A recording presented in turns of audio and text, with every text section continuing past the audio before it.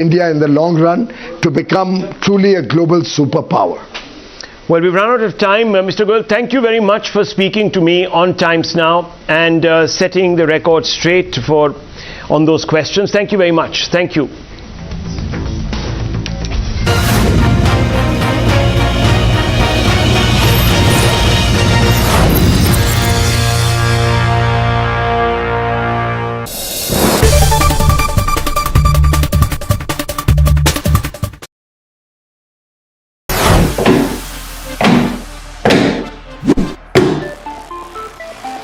So guys आज हम हैं यहाँ पे with the Galaxy A14 5G and ये सैमसंग का नया बजट स्मार्टफोन है. लेट्स सी इसको अनबॉक्स करते हैं.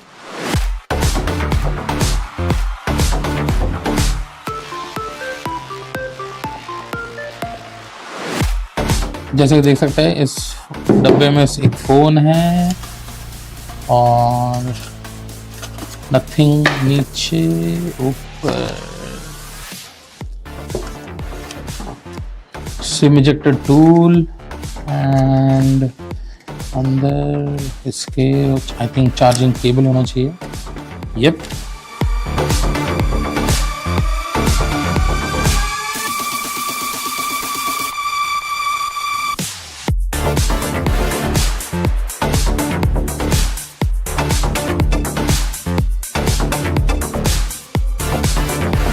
Viewers, what a big day it's been. And I'll keep it simple tonight. The Prime Minister, Narendra Modi, is going to face the electorate, as you all know, in about 15 months or so. He's hoping to return to power for the third time at the head of a majority government. No politician, especially as adept at him, would want to pass up the opportunity to play a little to the galleries by promising some sops, some freebies, to get the voters on his side, to curry favor just a little bit. But the Prime Minister has resisted the temptation, and that says a lot. The budget presented by the Finance Minister, Nirmala Sitharaman, has been described using many terms, but no serious commentator has called it an election budget. Viewers, in fact, many would agree that it is a balanced budget.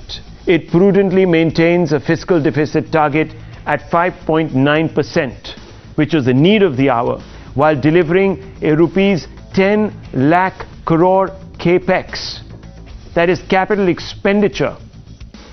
Viewers, a 30-odd% jump, and at the same time also rationalizing personal income tax. While it is true that every government has been interrogated when the fiscal deficit has edged up to 4%, let's not forget that we need to give this government some elbow room. Why? Because we are emerging from a once-a-century black swan event. Viewers, it isn't just the COVID-19 pandemic, but also a war that broke out almost a year ago, that required the government to announce stimulus to prop up the economy. In fact, it had to continue some of the measures. Today, as we emerge as the strongest big economy in the world, the need of the hour is to ensure growth in the face of persisting and unprecedented, unpredictable global headwinds. The war isn't over. The shadow of corona still lurks, not in just our imagination and our psyche, but viewers, on the tapestry of the world. We don't know in what form a variant might strike again. But viewers, despite all of this, the FM has gone out there and, as I said, given us a budget that gives primacy to prudency. Now, we will break down this year's budget and tell you how it hopes to give the economy the incentive needed to boost growth, spur consumption, and ensure our spending power is increased while it trims out subsidies which for long have burdened our public coffers. Let's go over some of these points, viewers, and they're appearing on your screens. No tax for those earning 7 lakh annually. That's an important step that has been taken. Railway budget is up by 1 lakh crores. It's doubled, viewers. Infra spending up by 3 lakh crores. This is a very big number, as I told you. Freebies have been rationalized. No tax on MSME with turnover less than 3 crores. Again, a very important step. Box full of initiatives for tribals, those who usually get left behind, viewers. The PM Awas Yojana allocation up by 66%. 50 more airports. Now, viewers, this is a very interesting development here. 50 more airports, even though there is no guarantee that Prime Minister Modi is going to return. So he's betting on the long term. Politicians don't usually bet on the long term. There is usually no reward for thinking long term. Ayushman Bharat budget up by 10%. This is an 800 crore hike. So, viewers, he's thinking of health. Very few politicians have won an election thinking about health. Swachh Bharat budget has been more than doubled. Now, the budget has been hailed by government ministers and managers as pro-growth and forward-looking, which aligns with Modi's mission of 2047. It's the foundation, as they say, for Amrit Kaal. The capital outlay for 23-24 has been raised by up to 10 lakh crores, which will take GDP ratio to 3.3% at a 20-year high. The 33% boost to capital expenditure and higher allocation for infrastructure will boost the economy and create more jobs. That's the hope, which will increase the purchasing power of people, leading to an increase in consumption and ensuring a domestic-centric economy. The budget also emphasizes on boosting savings by putting more money in your pocket or leaving more money in your pocket. For the first time, Finance Ministry has announced a new scheme for women called Mahila Samman Saving Certificate, time-bound, one-time small savings scheme. Will offer interest rates of 7.5% for a maximum deposit of rupees 2 lakhs. The deposit amount in senior citizen savings scheme has also been increased from rupees 15 lakhs to 30 lakhs. Income tax slab change is a huge tax relief for salaried middle class and will leave more money in the hands of the middle class. That's what government is telling you, viewers, but obviously there are many who are saying that the number of beneficiaries may not be much because this applies to the new tax regime. A large number of us are still with the old tax regime. The government says that this is not an attempt to force people from changing from one regime to the other, but certainly it creates the incentives to do so, to modernize our tax structure, our filing structure, and of course compliance, viewers. Let's very quickly now, after having set the base, let me tell you, viewers, that while Nirmala Sitharaman laid down the blueprint for what she called was a Samrid Bharat, the description that was also used by the Prime Minister himself, the opposition wasn't impressed. But before I get to the opposition, let's play out some of what the Finance Minister said, and then of course what the Prime Minister has also said. And we will bring that to you. But viewers, the thrust is clear. They're betting on the long term, the two of them. Is that really, therefore, the message to the opposition that, look, let us not be tied down with the short term? Amrit Kaal is not a sob story. It's not a one long freebie. It's not ravery. It is not incentivizing ravery. Is this really game changing? Let's open this up. Let's open this up, viewers. Let me ask some straight off the bat questions. And I want to first start with those who are today not satisfied. We spoke to you earlier today, Dr. Mehrotra. We spoke to also Sanjay Jha, who represents the Congress point of view, and others like people from the left. MB Rajesh, of course, joining us, Minister for Local Self-Government and Excise, and Dr. Shashi Panja, Minister in charge, Department of Women and Child Development with the with the government of Bengal. So let me first start from the economic perspective. Dr. Santosh Mehrotra, after having gone through perhaps the fine print of this budget, what do you make of it? Do you agree that there is a message here, and that message is that Amrit Kaal isn't going to be a sob story? This is going to be about boosting savings, trimming subsidies, building growth and creating demand.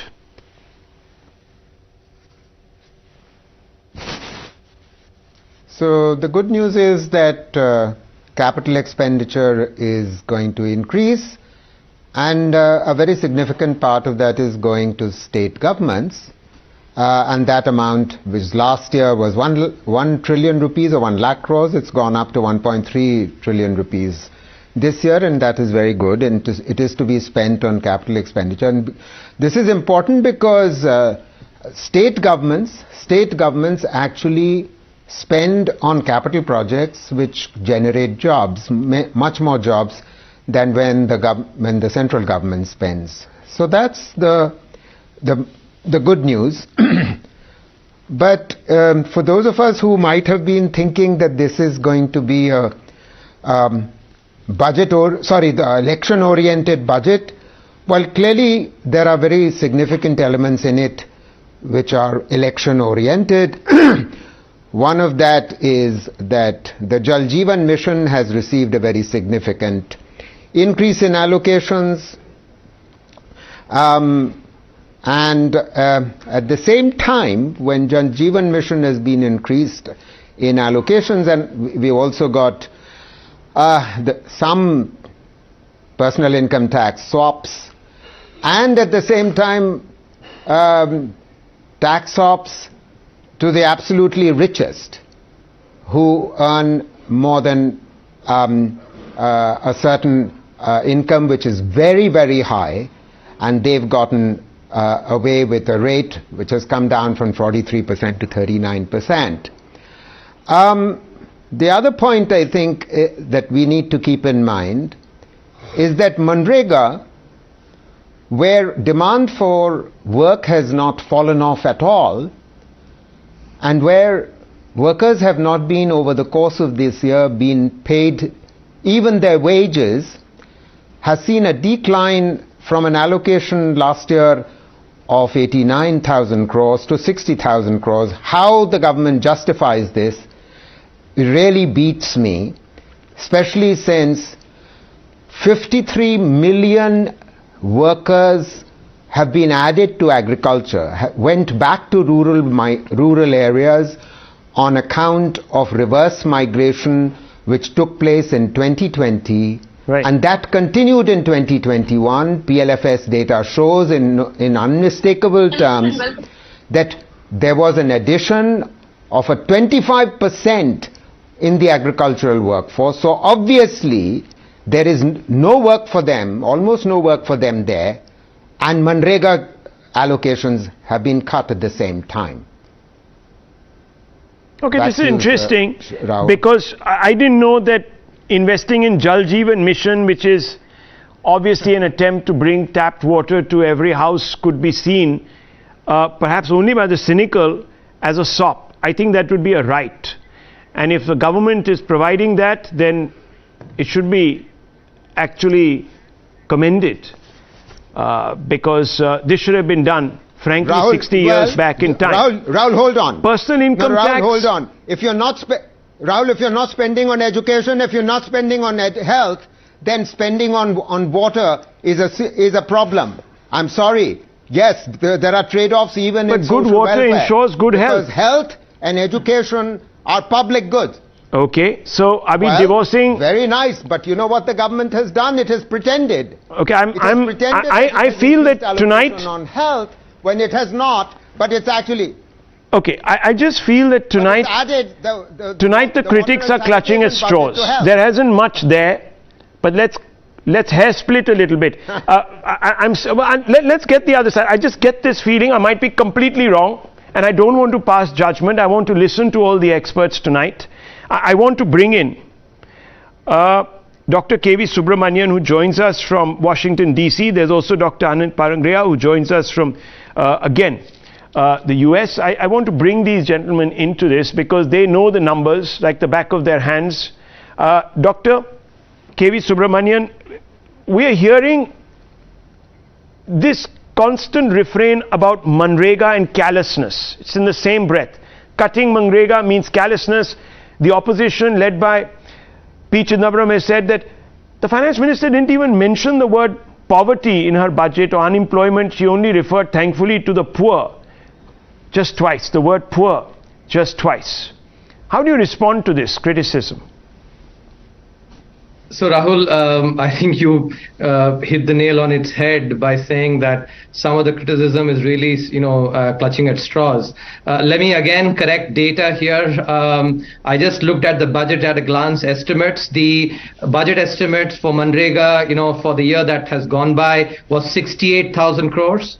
The actual estimate, revised estimates is 60,000 crores. And the, budget estimate for the coming year has been kept exactly at 60,000 crores. The fact that out of 68,000 crores that was budgeted, only 60,000 crores actually got utilized is essentially, evidence of the fact that Manrega is distressed work. This has been Dr. Mehrotra and others would actually recall there was a chapter in the 2018-19 economic survey where we showed very clear empirical evidence that, Manrega work is demanded far more when there is distress. And clearly, if you look at, Manrega work has actually halved compared to, last year compared to the previous year. And that is indicative of the fact that the employment situation has improved significantly. And that, again, the PLFS data shows. So I don't agree with this because the numbers that are being quoted are clearly incorrect. There is the reason Manrega allocation has declined is because the demand for distress work has gone down because of the employment situation improving.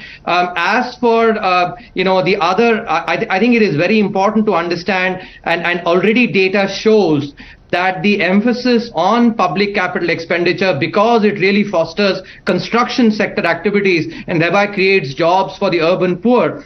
I think the evidence is clear. If you look at, again, the PLFS data, compare 2020-21 versus 2018-19, that this emphasis on public capex has indeed created jobs. It is also actually the reason why India is a positive outlier, because it enhances supply, thereby actually providing us 7% growth with inflation at 70% in a global economy which is actually struggling with both these problems, these twin problems. So I think, having seen the proof of the pudding, the budget actually just doubles down on what has worked very well. Okay, so let me just quickly bring in MB Rajesh, Dr. Arvind Panagriya, as well as Jayant Sinha to also get the government's perspective. Now, MB Rajesh, I was speaking to Piyush Goyal just before this show, and he said that the Manrega spend is tied to demand for work, it's distress work.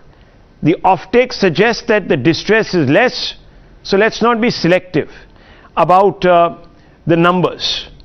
How do you respond to this? See, right now I was hearing to a gentleman regarding the drastic reduction in allocation for Manrega. He was saying that only 60,000 of budgeted 68,000 crores were able to spend for Manrega in the current financial year, and this is because of improved employment situation and lack of demand. That is wrong, absolutely wrong. I am the minister in charge of Manrega, rural development and local self-government in Kerala. I can tell you our experience in Kerala. In the current year, we had demanded 10 crore labor days from the center for Manrega. But the central government had allotted only 6 crore man days, which we met, that target was met by November 2022. And then we again wanted an enhancement in labor days. But the central government was not ready to give 10 crore labor days as required by us.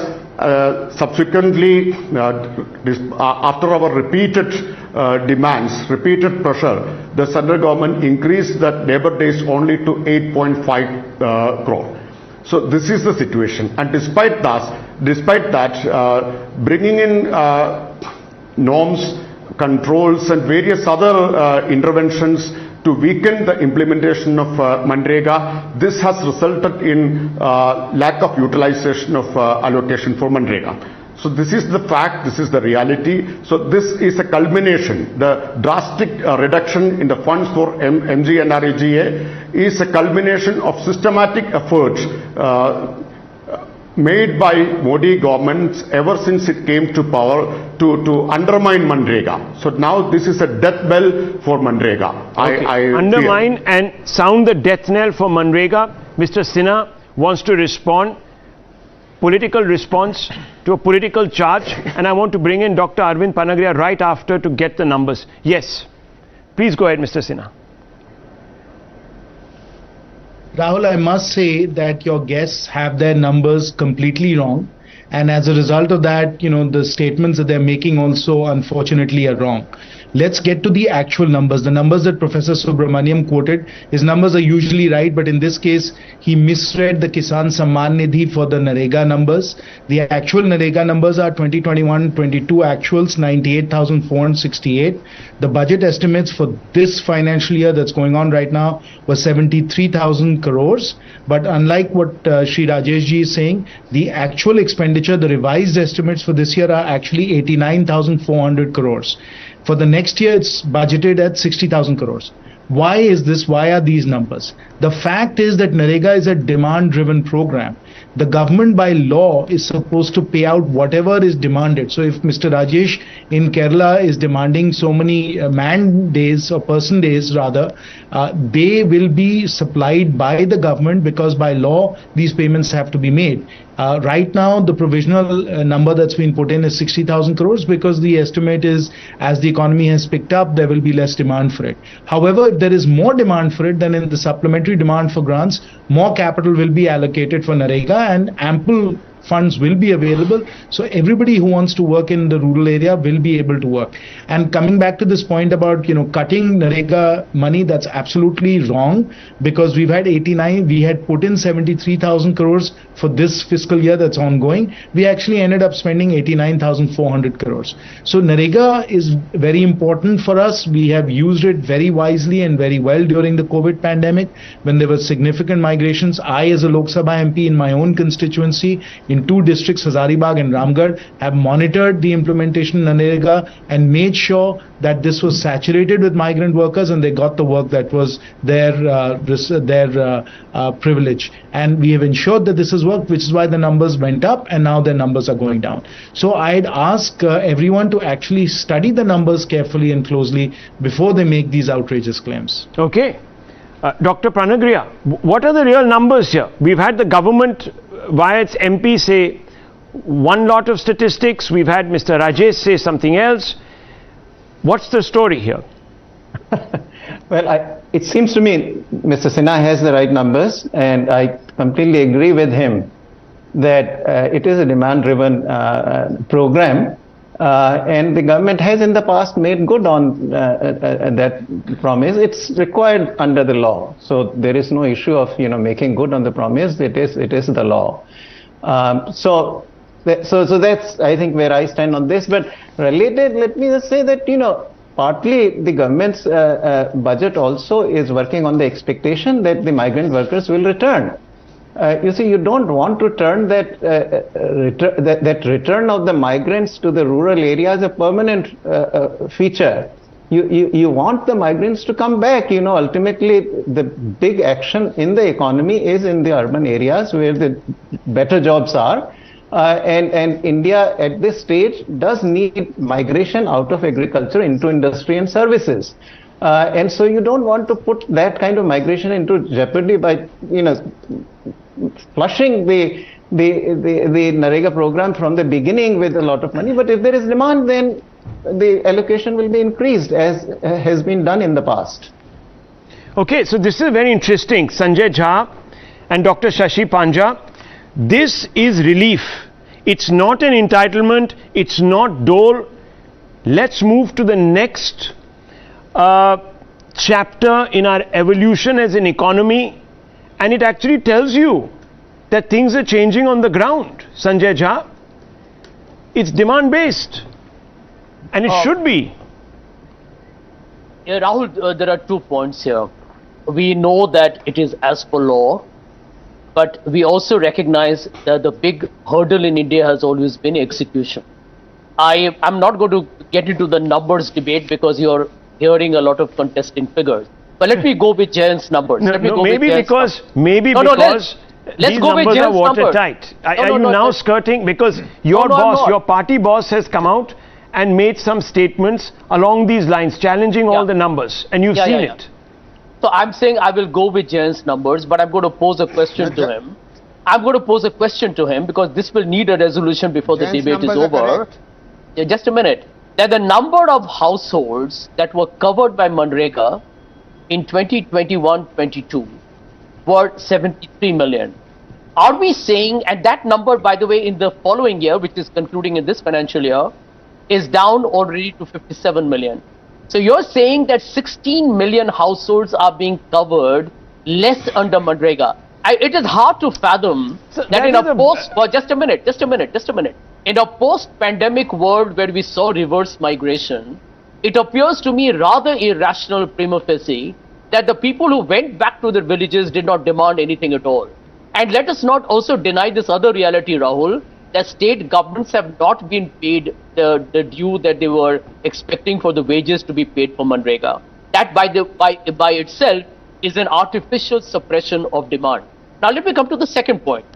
You mentioned very interestingly at the beginning that Mr. Modi has taken a dispassionate view of the long-term vision of India. Now everyone on this panel is a seasoned veteran, and I will tell you, it's hardly an argumentative issue that you need to invest in education and health. Let's look at this budget. What is the percentage of expenditure as a percentage of GDP? We can't go into the absolutes of health. Not even 2%, is below 2%. On an education, it is hovering around 3.1%. Is this really the sustainable story for Indian growth? I can tell you the answer is no. Third point, on agriculture, I want to ask Jayant, because he was part of the government, when they made this very fanciful announcement of doubling farmer income by 2022. You know, how can you take their numbers with any credibility? I mean, end of day, if you look at this budget, it tries to please all and actually has got both his feet on a banana peel. It falls flat on his face. And a simple example, does Jayant Sinha and the other people really believe that government capex is going to really drive India's growth? I mean, you believed it's going to crowd in private investment. It hasn't happened. Despite several SOPs given to the corporate sector in terms of a 1,45,000 crore tax bonanza in 2019 and a production-linked scheme that hasn't been able to create jobs. Okay. So ultimately, why are private players shying away, you're saying? To just boil it down, Manrega allocations, the cutting down of that reeks of callousness and perhaps even an arrogance. And of course, there is widespread confusion with regards to numbers, you're saying. Okay, Mr. Sinha, you've got to respond to this and set the record straight. We also are joined by Sanjeev Sanyal, member of the PMEAC. So we have more people giving you numbers, credible numbers. Let's go straight back to Mr. Sinha. So Sanjay ji mentioned many points. I can't address each one of them because he just rattled them off. So let me just pick on a couple which I think are the most important. Number one, Sanjay ji said that spending on capital expenditure, government capex is not going to drive growth, and he's absolutely wrong. The fact is that, as Professor Subramaniam was saying earlier, this is an economic strategy that's working. While the rest of the world is slowing down, India's growth remains very robust. In fact, we are the shining star in the global economy. And that is because the government has pursued a very prudent and pragmatic economic strategy of emphasizing capital expenditure, fiscal consolidation, and ensuring that there is support for vulnerable groups as required.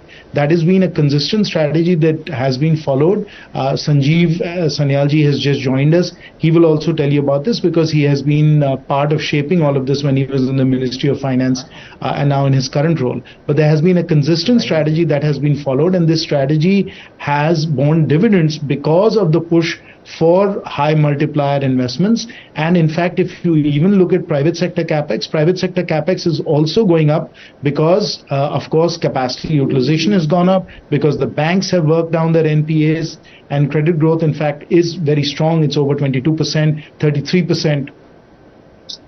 33% from other sources as well. So when we look at all of these parameters, we find that this is an economic strategy that does need to continue, and in fact is continuing right now. So that's one very important point, that private sector and public sector capex is driving growth and is going to continue to drive growth. The second point that Sanjay ji was making is that we have not invested enough on education and health, but he's not right here either, because the fact of the matter is that education and health are state subjects, and the better governed states, and these are the majority of states in India, these better governed states are spending a lot on education and health as well. So if you look at it from the point of view of a household, from just the Aam Admi's perspective, that person is getting benefits from the central government, which have been steadily increased over a period of time. And as far as the states are concerned, which have a lot more discretion and a lot more ability to invest in health and education, they have made very many significant strides as far as health and education is concerned as well. So therefore what we need to do is we need to really understand health and education when we combine the role of the state and the center. So these are two important points that I am countering and responding back what Sanjay ji was saying. Okay, Dr. Panja, there has also been a significant allocation to the states from the capex kitty, and that is in the spirit of enhancing cooperative federalism. Would you agree? Is she there with us, Dr. Panja? Okay, we just lost her there. I want to go back to you, Mr. Mehrotra, on that point. As you have made that point, do you believe that this is in the spirit and in the interest of furthering cooperative federalism? Because that's what we're all about. Here, the Prime Minister has been saying that, look, at the end of the day, we have been building bridges with the opposition, and that's what we're doing right now through this budget. How do you respond to that, Dr. Mehrotra? Well, I mean, I think the less said about cooperative federalism, the better. I don't want to get into that political slinging match. I think the bottom line is, it's no one's case that public investment will not drive growth. I don't think Sanjay Jha meant that either. But the real point that I think has to be driven home is that private investment is not being crowded in. The capacity utilization, although it has risen from its pandemic low level of 60%, has certainly risen to 73-74%. And although there is some uptick in private investment, the fact of the matter is that the high profits that corporates have made in recent years have been used to deleverage and reduce their debt rather than put in private investment. No one denies that. So the tragedy is that capacity utilization is still running at 73-74%, as RBI is telling us. And until it gets to close to 80%, new private investment will not happen. And new private investment also will not happen unless private final consumption per capita rises. And per capita, it has hardly risen. This is the problem. And why has per capita consumption not risen? Because jobs are not there in the non-farm sector. With all due respect, we've had this conversation over the course of the day, Rahul. Unfortunately, the PLFS is showing that jobs are not growing. I think Mr. Panagaria knows this. Mr.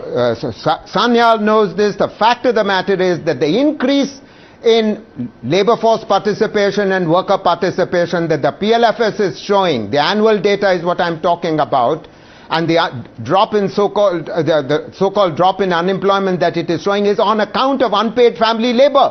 I've said this 5 times over in the morning, and I'm going to repeat it. Okay. Because unpaid you have family to understand labor. that unpaid family labor is which is boosting the numbers. That doesn't mean jobs. Okay, so ILO does not recognize unpaid family why labor. isn't private? Okay, why aren't private corporates coming to the capex party, Mr. Sanyal? Clearly, there is lack of confidence. So let me say two things. First of all, that's what he's claiming. Let me say, first of all, I don't know why people are getting annoyed about the fact that we are spending more on infrastructure. Surely this is a good thing in its own right, irrespective of the impact on crowding in or crowding out. Remember, for all these years we used to hear that Indian infrastructure was bad. Look, we are spending on it. It's a good thing in its own rights, and you can clearly see our airports are improving, our highways are improving, and many of the other things, infrastructure is improving. So this is a good in its own right. Secondly, it creates multipliers also in its own right, irrespective of impact on private sector. So it creates jobs. There's more than adequate evidence that capital spending has much higher multiplier effects than any other kind of spending, and we are increasing that. So first of all, let me get that out of the way. This is a good thing in its own right, irrespective of what happens on the private sector spend.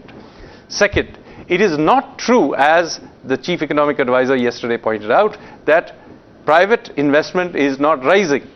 One could argue it should rise more, but it is actually clearly accelerating. You can see that in the credit numbers. And by the way, I'm not sure why there's also a fuss about the fact that many of our corporates have deleveraged. It's a good thing, surely. Now that they have deleveraged, and there was this whole debate about twin balance sheets, banks have a problem, corporates have a problem. Well, all that has been cleaned up. Surely that is the position you want to be in when you want to go for a capital spending sort of cycle. And the private sector is now in that cycle. The banks are clean. The corporate sector is seeing its the increases in its capacity utilization. And by the way, record amounts of FDI is also flowing in. The impact of supply chains being shifted to India is already beginning to show, but it will accelerate from here on. And I totally do not agree with the fact that jobs are not being created. I mean, it's totally hypocritical to use the PLFS data for annual just because now the quarterly numbers, which are much more frequent, are not going to support a certain story. So therefore you will go and look at, oh, let's look at the annual number. Of course, the annual number is obviously very old now, and therefore is from the COVID period. Now look at the latest numbers. There's no question that unemployment is falling and job creation is growing, and you can see that in all kinds of surrounding data as well, EPFO data, you name it. There's been clear hiring across in all kinds of sectors that we have reopened, like tourism, for example, is seeing booming sales in at every parameter. So I think this is absolutely hypocritical to be using annual data for PLFS just because that very helpfully is still back in the COVID period. There is also similarly a point was made by somebody earlier that, oh my God, there has been a decline in Manrega. Well, you know what? That's exactly what you should expect to happen when you have growth. In fact, if there's more growth, that number will decline even further. Then you will claim, oh my God, this is such a bad thing. Ridiculous. This is a very good sign that labor markets are tightening. So PLFS data shows that growth is good. Manrega data declining is a good thing, and of course we are seeing all the balance sheets have been cleaned up. If every economist of any standing around the world has stated that India's economic performance has been a shining hope in a world where the world is seeing recession. I can't believe that we are arguing about this. I'm sure there are many other interesting things we can debate. Okay. Dr. Panja, what's the problem then? I mean, surely we can't grudge the government for spending on capex. I mean, that's the least that you should have a problem with. I lost out at a very vital moment. I mean, I couldn't connect that time. But I cannot understand, if I may just get back to the previous, when all of us were talking about Manrega. What's wrong with Manrega? It is a rural employment guarantee scheme. Why do we look down on it? Why is it ridiculous if there is less allocation for it? It is ridiculous because even Manrega adds to the assets of the countries. I mean, when it was COVID, you could pump in 1.1 lakh crore into it. And now you allocate 60,000 crores. You are looking down upon it. What's wrong? No. What's wrong if rural that is exactly what should happen. No. It's a guarantee scheme. Yes. Why do you look down upon it? Do you not like the rural people being associated Or you with don't these understand jobs? What's safety wrong with nets. You don't No. understand demand-driven safety nets. What is the safety net? What is unsafe about the rural guarantee? There's nothing wrong about The it. scheme- When the economy picks up, you should expect the safety net not to be required to the same extent. It's my Surely choice. that is logical. It's my choice whether I wish to be associated with the Manrega scheme or not. Yes, and people are not. It's not your choice. The people are walking out of it it's because my they're getting choice as jobs. the individual of the country. There is no tangible job creation. Okay, let me we are bring in. talking about the highest Let's unemployment. open this up further. Since I lost out. Now tell me that data of labor force participation. I mean, we are all discussing about it. Yeah. And CMI data says that the male labor force participation was 67.4%. There you go You again, missed out CMI. on the female. You missed out on the female labor force. You don't want them to be in the labor force either. 9.4%. Are we not going to talk about that? Are we not talk about? Are we going to evade the World Bank data? Why is the female labor force participation so low? Why should we speak about it? And there was a discussion. It was so very nice. Confused. Just tell me that India's public. No, it's not confusion. You have to see it very straight because we deal with people. We are representatives of the people we are elected by. Okay, let him finish. We actually no. It's not serious. I'm not being rhetoric. This is genuinely. You see, what was the harm for the government of India to allocate the on time budgets to West Bengal? If I want to quote an example, there was no allocation of budget. There were workers left out of the Random wages. class Why was this participation. I'm done? sorry. No. What is? We were talking about Manrega. It was all fine when you spoke about it. Why are you cutting it down? What is wrong in allocation? Okay, let's get some responses. You posed a question. You've just heard Mr. Sanya. Let me get in Dr. KV Subramaniam as well as Arvind Panagria on this. First of all, is there some condescension with regards to Manrega? That's what she's asking. Why are you so disparaging? Why do you sort of not give it its importance? Is that what's happening? I didn't get that. It's very clear that the Manrega is work that is demanded, and it's demanded, far more during distress. I think that's absolutely clear. If I mentioned this again, in the 2018-19 economic survey, we wrote a chapter on this, showing this very clearly. As for the labor force participation, I would refer my esteemed panelists to what has been written in this year's economic survey about how female LFPR is actually being underestimated. I just have to make one more point, because all through the day Sanjay has been and Dr. Mehrotra have been talking about actually crowding in not happening. Let me again quote from chapter 9 of the economic survey this year. If you look at the actual data, from April to December of this year, the new investments in manufacturing that have been announced, those are thrice as much, in FY20 during the same period. If this is not crowding in, what is crowding in? So, let's talk based on evidence rather than trying to actually selectively pick numbers and really portray a narrative that is, departed from reality. I think to summarize, I will just say that the evidence of public capex creating employment is clearly there, of it crowding in is also there, and a lot of the rhetoric that is being talked about and employment comes from unreliable, noisy CMI data, which we basically should not be using at all. And PLFS, and I think Sanjeev said it right, if you look at the quarterly PLFS data, clearly the numbers are far better, and that is why critics are choosing not to pick those data. Yeah, I think the jury actually. If I may come in once. Yeah, one second. Now I can quote the PLFS data. Yeah, 1 second. Let's go one by one. I'd given time to Dr. Panagria. After that, Dr. Panja can come through, and then you can raise your points, Mr. Jha and Dr. Mehrotra, and I'll get Sanjeev Sanyal and the BJP MP also to respond to you. Yes, Dr. Panagria. Right. So on Manrega, I think we have talked enough about it, but I'll just repeat, it is demand driven, and if more demand comes through, more resources will be provided as has been done. As for labor force participation rates, whatever numbers you want to believe, the fact really is that, look, those numbers are coming from the era in which, in fact, the Manrega spend was 1.1 lakh crore rupees, or, something very large. So it's not that Manrega will actually solve the labor participation, female labor participation rate problem. That is a structural, deeper problem, goes all the way back to 2004-5 from whence it began.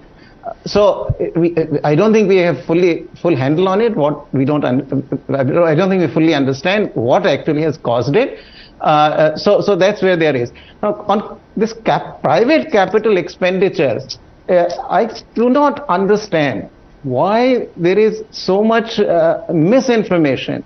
If you look at the data, in the last 2 years, the investment to GDP ratio has risen from below 30% to 34%. Now, this is not the government capex, because government capex is only, even in this last year, after the increase that happened, was 2.9% of the GDP.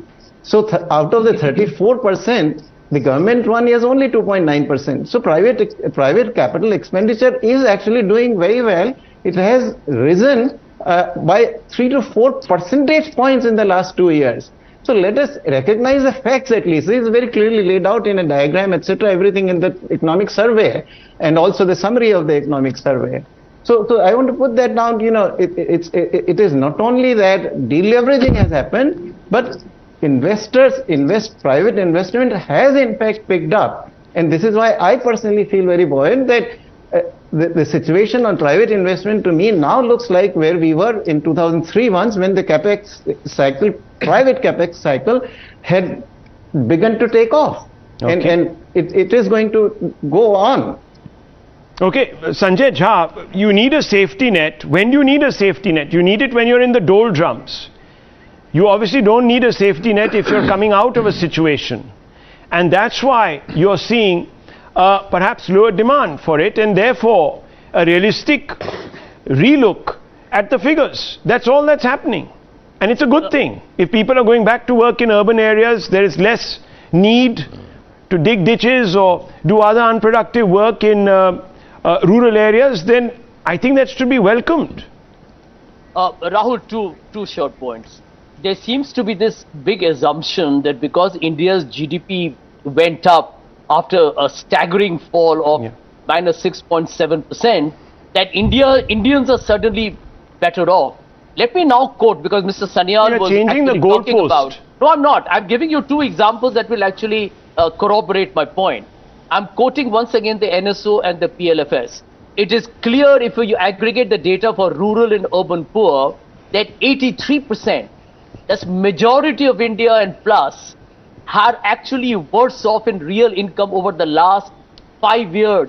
It's a sustained pauperization of India's poor. Point number two, all this talk about infrastructure sounds very sexy. I agree, but here's the catch.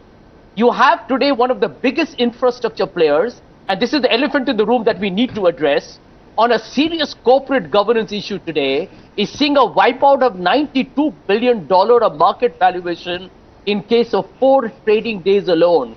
It tells you how collapsed the whole administration of governance under Mr. Modi's government is, because you can't really do it when you have a famous foreign bank which has actually said that we won't even accept the bond of this company as a collateral. So, there is a systemic fault line. There is a strategic, structural, I would say, question mark over the way this government operates. And I think that will put a big dark spot on the India growth story. Okay, Gautam Chikarmane, respond to this. At one time, when the FM was making the announcements on the middle class, etc., and obviously when she announced this record capex spend, the stock markets were going up. Then we suddenly saw them flatlining, and there was a problem. So even the Sensex hasn't really cheered the budget, so to speak. Why is that? Is it because of the Adani factor? What is it? I think the fall in Adani shares, they comprise a fairly high weightage in the Sensex, so that must be out. But do we really need to give so much attention to markets which fluctuate on a day-to-day? What happens tomorrow, suppose the Adani enterprise problem goes away and everything is clean, there is no corporate misgovernance, etc. Just theoretically. In that case, when the Sensex goes up, is it an ovation for the budget or is it an ovation for the stock? I think let's stick to the fundamental issue here, which is in terms of real money going in infrastructure. Infrastructure multiplier is 2.5 to 3 on GDP. You invest 1 rupee in infrastructure, you get 2.5 to 3 rupees on GDP over a certain time span. I think that's a no-brainer. The infrastructure story as a growth propeller is a no-brainer. I'm hearing a lot of things about private investment. The numbers show that their private investment is coming in. I would just like to add one more number to it, which is that the FDI by the end of this year, which is this fiscal year, 22-23, is likely to cross $100 billion. It was, I think, 70 or 60 or 70 in the previous year. That is also private investment coming in, and I believe more of this private investment will continue to come in. I think the infrastructure is the story in this budget, the infrastructure spending. I mean, just to give you a context, if you include the asset creation, it's not 10 lakh crore, it's about 13.7 lakh crore. Let me illustrate this number. This is about almost half the GDP of Pakistan. That is the amount of money we are putting into infrastructure. You think this is not going to create jobs? You think this is not going to create companies? You think private companies are not going to ride this infrastructure story? All this is being done at a fiscal deficit which has come down 5.9%, and I can see a glide path as going forward. I think over the next few budgets, this capital spend will come down, fiscal deficit will come down, private investment will come in, and I think this is a no-brainer. I mean, I don't understand this whole argument about private investment not coming in, jobs not happening. Okay, MB Rajesh, it's a no-brainer. It's a no-brainer, and I'll get Sanjeev Sanyal and Mr. Sinha. One small point. Yeah, small point. Okay, go ahead. Make your point, sir. Can I just make one small point on the Manrega discussion, which is that Manrega is a law, bhai. It's a law. Tomorrow, if any person says that I want a Manrega entitlement, I need to work, I need my 100 days of wages, there is no government that can deny him. So suppose there is X amount of money allocated in this budget. The moment there is somebody who wants it, or a group of people who need it, or suddenly there is a new crisis that comes and millions of people want it, there is no way that the obligation can be ignored. Evade this responsibility. Okay, let me bring in MB Rajesh. Yeah, that's an important point. MB Rajesh, all this is being done by taming the fiscal deficit. You're going to have expenditure that is going to inevitably create jobs. It's going to, as people are saying here, crowd in private capital. Why wouldn't it happen? It's a no-brainer. Yeah, before that, let me clarify about Manrega. The supporters of government, they are claiming, on the one hand, they are claiming is that it's a demand-driven scheme, and we need not worry about drastic reduction in Manrega allocation. On the one hand, some other experts who are supporting this budget, they are saying that the decline in Manrega budget is a good sign. So this is the reality. So if it is a demand-driven scheme, why the union government is not approving labor budgets demanded by state governments? I shared my experience in Kerala. Okay. We demanded a labor budget. A quick response from Mr. Jayant Sinha on that point. But the you're not acting in the spirit of cooperative federalism, says MB Rajesh. Not at all. Dr. Panja also makes the same charge. Secondly, no, please let me complete just one more point. This budget is a brutal surgical strike on the poor of our country. Apart from Manrega, the allocation for PM Kisan Fund has been reduced. Apart from Manrega, food subsidy has been reduced, fertilizer subsidy has been reduced. The allocation for SC is a mere 3.5% against a population of 16%. Allocation for ST is a mere 2.5% against a population of 8%. And so that is why I am saying that this surgical strike. Okay, surgical strike Mr. Sinha, on the poor of our country. Two responses you need to give. Government's not giving money to states for Manrega or under Manrega, and then this is a surgical strike on the most vulnerable.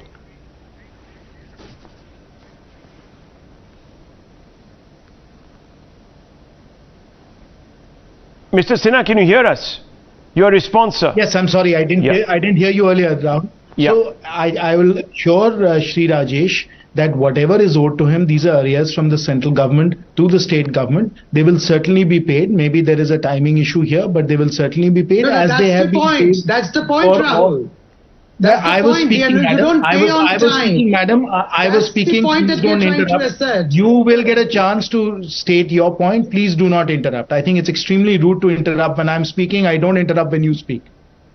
So what I was saying was that if indeed these are payments that are due to the state governments, they will come in due course. That is something that has to be negotiated and sorted out by the central government. These are tactical issues. I think the much more important issue that we need to discuss is to recognize that the economic strategy that the government has been pursuing over the last 3 or 4 years has worked brilliantly well to position India through a once-in-a-century pandemic, through a Ukraine war, through a commodity price shock. Through all of this, we've come out with flying colors. Okay. Our growth is strong at 7%. Our growth will continue to be strong even as the global economy slows down. And much more importantly, please recognize that we have been able to increase investment, we have been able to support consumption, while at the same time we have brought down the fiscal deficit. Okay, let me bring in Mr. Sanyal on this point. Look, both the opposition parties tonight, TMC and the left, are saying you're not supporting Manrega. This is an attempt at trying to actually water and whittle it out.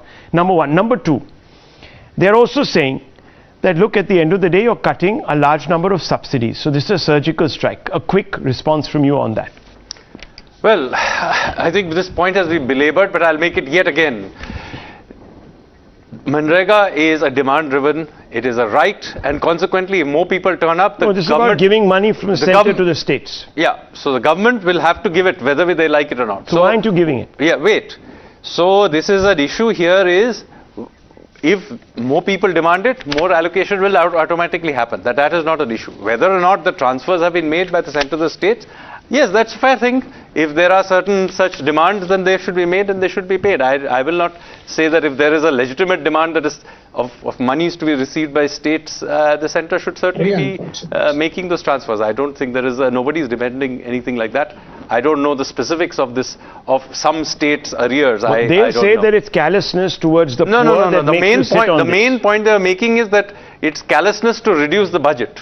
And that is utterly ridiculous because obviously it's demand driven. And the second point, the subsidies that are being whittled down. That is not at all the case. There are large numbers of subsidies that are made, and I think this is utterly ridiculous that you take the percentage of a certain population and say that the budget should be as percentage of that population. Surely most of the budget is spent on general public goods that everybody uses. So if you have some specific amounts of money for a certain population, that's great, but do realize that even that specified population does utilize defense, highways, and many other things that central government spends. If it is the case that a particular population does require special support, incidentally, most of the support will come from the state budgets because that's where most of the things like education, health, etc. are based. Well, very quickly, viewers, the decision has been taken by the Prime Minister to eschew populism. Now, you can like it or you can accept it. That's fundamental. And that's why I'm saying, is this a new paradigm? Is it a new benchmark? Is it a game changer? That's what we will have to see, viewers. I'll leave it at this.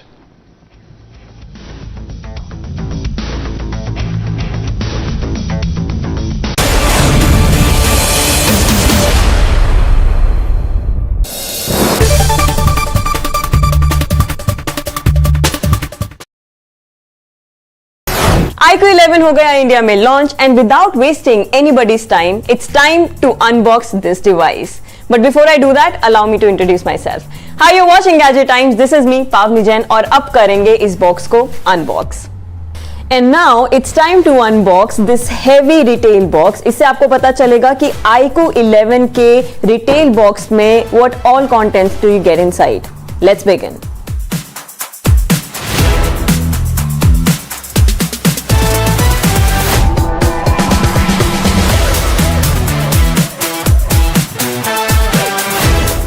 सबसे पहले आपको दिखाई देगा smartphone जिसके लिए हम सबसे ज़्यादा एक्साइटेड हैं and this is the first thing that of course you expect inside the retail box.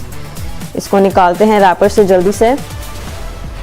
काफ़ी ही बढ़िया कलर ऑप्शन, एकदम एग्जैक्ट प्योर वाइट। इस कलर ऑप्शन का नाम है लेजेंड, जो कंपनी ने दिया है। पंच होल कैमरा यहाँ पे दिखाई दे रहा है ऑन द डिस्प्ले। पर बात तो करेंगे रेयर पैनल की। यहाँ पर आपको दिखाई देगा ये racing stripe. For this particular device iQOO has partnered with BMW M Sport। तो यहाँ पे आपको वो रेसिंग स्ट्राइप्स दिख रहे हैं। काफी वाइब्रेंट कलर्स हैं, रेड, ब्लैक एंड ब्लू, जहाँ पर आईकू की ब्रांडिंग भी है। Camera module is really very big, rectangular है, जिसमें 3 कैमरास आपको दिखाई दे रहे हैं। यहाँ पर V2 की भी ब्रांडिंग है, क्योंकि कंपनी ने इस स्मार्टफोन में दिया है V2 ग्राफिक चिप। इसी के साथ कैमरास की बात करें तो जो इसका मेन कैमरा है that is a 50 megapixel. And if you guys can look at the camera module, बहुत ही खूबसूरत सा लग रहा है और इसकी फील तो बहुत ही बढ़िया है। वाइट है और थोड़ा टेक्सचर्ड है, देखने में काफी सुंदर। और मैंने काफ़ी स्मजेस भी डाल दिए हैं ऑन द डिस्प्ले। इसको स्टार्ट करते हैं, साइड में रखते हैं और फिर देखेंगे बाकी के कंटेंट्स। बॉक्स के अंदर आपको ये सब दिखेगा, सिम इजेक्टर टूल, इसके अलावा ट्रांसपेरेंट प्रोटेक्टिव केस जो आपके फ़ोन को ऑफ कोर्स प्रोटेक्ट करेगा। You guys should use it, I always use it. Warranty card, quick start guide, ये सब भी मिलता है। और अच्छी बात ये है कि iQOO, at least iQOO is one brand जिसने अभी तक अडेप्टर्स और USB केबल्स पे गिव अप नहीं किया है। सो of course you get one really heavy power adapter. ये है 120 वॉट फास्ट चार्जर। इसको साइड में रखते हैं। इसी के साथ आपको दिखाई देगा USB-C cable. Oh my goodness, यहाँ पे एक और चीज भी आपको मिलती है, which is a 3.5 mm to Type C cable. ये OnePlus ने देना शुरू किया था और अभी आपको आईकू के साथ भी मिलेगी। Basically this means that users will be able to easily use their wired headphones with this smartphone. I really like this. तो ये सब चीजें आपको बॉक्स में मिलती हैं। टाडा! अब बात करेंगे इस स्मार्टफोन की, आइए शुरू करते हैं। So we have already unbox the device. इतना खूबसूरत ये दिखाई दे रहा है। इसके टेक स्पेक्स की भी जल्दी से बात कर लेते हैं। पीछे आपको जो ये कैमरा मॉड्यूल दिख रहे हैं, इसमें आपको मिलेंगे 3 cameras. Main camera is a 50 megapixel along with OIS, so you do get optical image stabilisation. Right side पे फ्रेम देखेंगे तो आपको समझ में आएगा कि यहाँ पर है पावर बटन, साथ में वॉल्यूम रॉकर। लेफ्ट साइड पे आपको on the show tonight, viewers. Grants bail to Kundan Shinde, an aide of former Maharashtra Home Minister Anil Deshmukh in a money laundering case being probed by the Enforcement Directorate. PDP President Mehbooba Mufti slams the ongoing anti-encroachment drive in Jammu and Kashmir and calls it a weapon of the BJP to persecute the people of Jammu and Kashmir. BJP leader Nitish Rane makes a controversial statement while he speaks on Shiv Sena chief Uddhav Thackeray, calling the former Maharashtra chief minister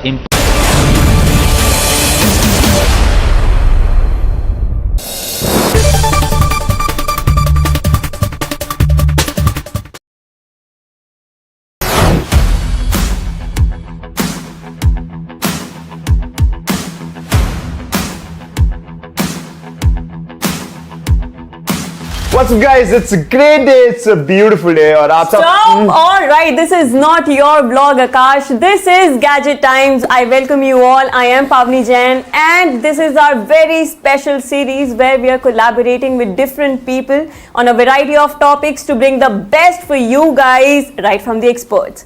So today we have with us is Akash Malhotra aka Wander with Sky.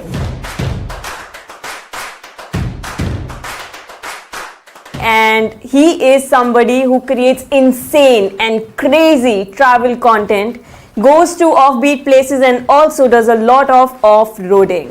Off-roading पे मैंने stress इसलिए दिया था क्योंकि ऐसी जगहों पर travel content capture करना becomes a little bit tricky, but this guy, he does it very right.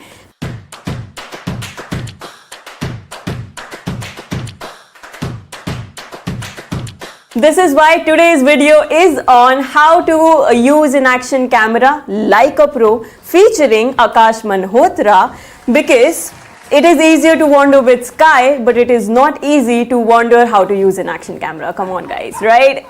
अच्छा था. All right, so to begin with, which is your go-to action camera, your most trustworthy device in the most challenging situations? I think बहुत time हो गया use करते हुए, and everyone knows about this about me is that मैं बहुत avid GoPro user हूँ. So GoPro is my game. Oh, all right. As we can see, so we have a lot of GoPros here. So इतने सारे GoPros use कर लिए हैं, तो सबसे important सवाल GoPro को इस्तेमाल कैसे करते हैं भाई? ये please हमारी audience को बताइए. ये I think ये जो this question which was asked, right? इस्तेमाल कैसे करते हैं? इसके हर permutation combination में जवाब है. For every के use case, अगर आप कैमरे के अंदर बात करने वाले हैं, you're a vlogger, there's a use case. अगर आप बाइकर हैं, there's a use case. अगर आप scuba diver हैं, there's a use case. मतलब camera is so versatile in itself कि आप हर perspective में different situation में कैमरे को different use कर सकते हैं. तो आपको अगर मुझसे थोड़ा डिटेल में सवाल पूछेंगे काश अगर आप ब्लॉग कैसे करते हैं, तो मैं आपको उस use case में एक अलग situation बताऊंगा. मगर मेरे हिसाब से the easiest way to for somebody to start a GoPro is just go. मतलब पर्सपेक्टिव्स पे खेलो. कैमरा इतना छोटा है, आप जमीन पे रख सकते हो, आप फेंक सकते हो, कैच खेल सकते हो. मतलब सोच को ब्रॉडन करना जरूरी है. And I think that's where you start using a GoPro camera. Technicalities are different which I believe हम बात करेंगे, but the place to start is to go crazy.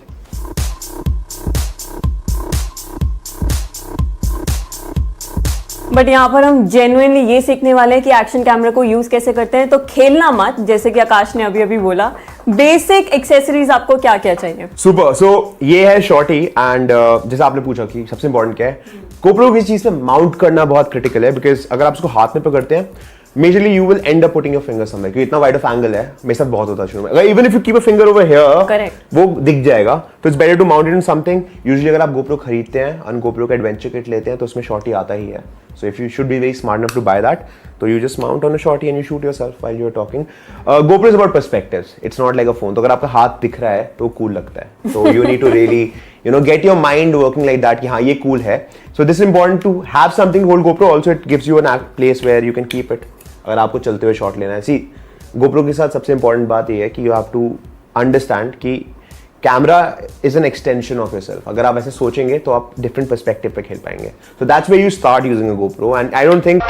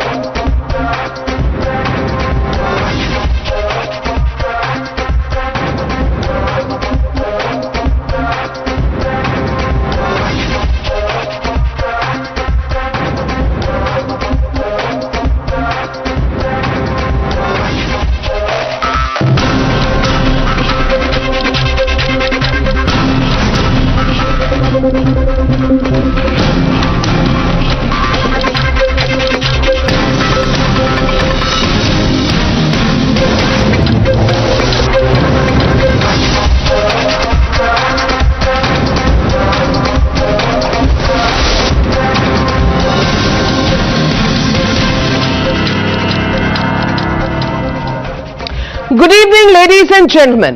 The Modi Sarkar has laid a strong foundation not just for 2024 polls but to make India Sampann, Samridh and Samarth by 2047 with Jan Bhagidari. Describing the budget 2023 as the first budget of Amrit Kaal, the Finance Minister Nirmala Sitharaman listed out 7 mantras or Saptarishis that will guide India through this Amrit Kaal. From inclusive development to reaching the last mile of infrastructure and investment to youth power, the centre revealed the strategy to unleash India's potential to the hilt. The centre is affirmative that the budget balances growth and fiscal prudence and hasn't given away to the temptation of populism, keeping a discipline and keeping it straight and narrow.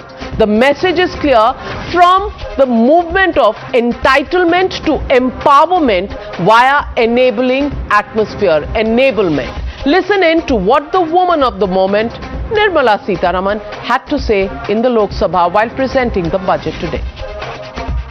Priorities of this budget. The budget adopts the following 7 priorities. They complement each other and act as the Saptarishi guiding us through the Amrit Kaal. Inclusive development, reaching the last mile, infrastructure and investment, unleashing the potential, green growth, youth power, and financial sector. But what's it that makes the Prime Minister say that this budget is for an aspirational India? Let's give you a lowdown of how this budget has something for sabke liye. Bringing much relief for Aam Aadmi and the middle class, the centre made it clear that there will be no income tax up to 7 lakhs in the new tax regime. The centre has also launched a one-time new small savings scheme for women for a 2-year period at a fixed interest rate of 7.5% with partial withdrawal options. For senior citizens, the deposit limit has been doubled from 15 lakhs to 30 lakh rupees. The defence budget has been hiked by 13% to enhance the coverage of small and marginal farmers. The agriculture credit line has been increased by 11% to 20 lakh crores. Focusing on skilled India, the centre will set up 20 international centres to empower the youth. Putting railways on the growth track, the centre has got the highest ever capital outlays for railways at a 2.5 lakh crore rupees.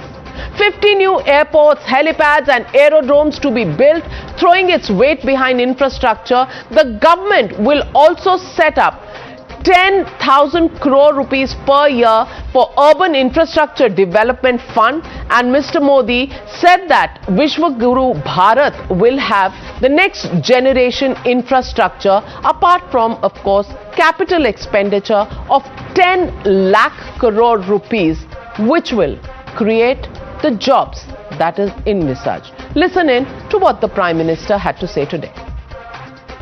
Budget sustainable future के लिए green growth, green economy, green energy, green infrastructure और green jobs को एक अभूतपूर्व विस्तार देगा। Budget में हमने टेक्नोलॉजी और न्यू इकोनॉमी पर बहुत अधिक बल दिया है। एस्पिरेशनल भारत आज road, rail, metro, port, waterways हर क्षेत्र में आधुनिक इंफ्रास्ट्रक्चर चाहता है। नेक्स्ट जनरेशन इंफ्रास्ट्रक्चर चाहिए। Poking holes as usual, the opposition has seen no plan, no intent, no vision and abandonment of the poor when it comes to the budget. Let me remind you that some of the staunchest critics of the government have given a thumbs up to the Amrit Kaal budget. Listen in. जो आज unemployed youth है, उनके नौकरी के लिए उन्होंने नहीं कही। हालांकि पहले तो उन्होंने ही कहा था कि हमने हर साल 2 करोड़ नौकरियां हमारे युवाओं को देंगे, तो उनके 18 करोड़ नौकरियां कहाँ हैं? Let me begin by pointing out with regret that the FM has not mentioned the words unemployment, poverty, inequality or equity anywhere in her speech. বাড়িয়েছে 70 টাকা আর কমিয়েছে 4 টাকা। এবার বলবে কমালোকে বিজেপি ভোট দাও, বলে দিচ্ছি এসো। এই বাজেট নট ফিউচারিস্টিক, এটা হচ্ছে total opportunistic A budget. There is a slash in the income tax regime. So that is welcome, but of course too late. But nevertheless, we talk about income tax, but where is the income? Where is the employment? I have to work and then I get my income. इस अमृत काल के budget के अंदर मैं निर्मला सीतारमण जी की लिखी हुई इस कहानी के अंदर अमृत ढूंढ रहा हूं, मुझे ढूंढने पे कहीं मेल नहीं रहा। हेल्थ का जो बजट है 2.2% से घटा के 1.98% कर दिया गया है। न रोजगार का कोई प्रावधान किया है, न किसान की आय बढ़ाने का कोई प्रावधान किया है, न ही अच्छे स्कूल कॉलेज के प्रावधान है। इस बजट में आपको नौजवानों के रोजगार के लिए कुछ दिखा हो तो बताइए। 2 करोड़ नौकरी हर साल देने का वादा मोदी जी ने किया था। इस बजट में आपको भारत के अन्नदाता किसान के लिए कुछ दिखा हो तो आप बताइए मुझे। कुछ भी नहीं मिला बिहार को। आप देखिएगा बिहार ने इतनी बड़ी संख्या में यहाँ से सांसद भाजपा के लोगों को जितवाया।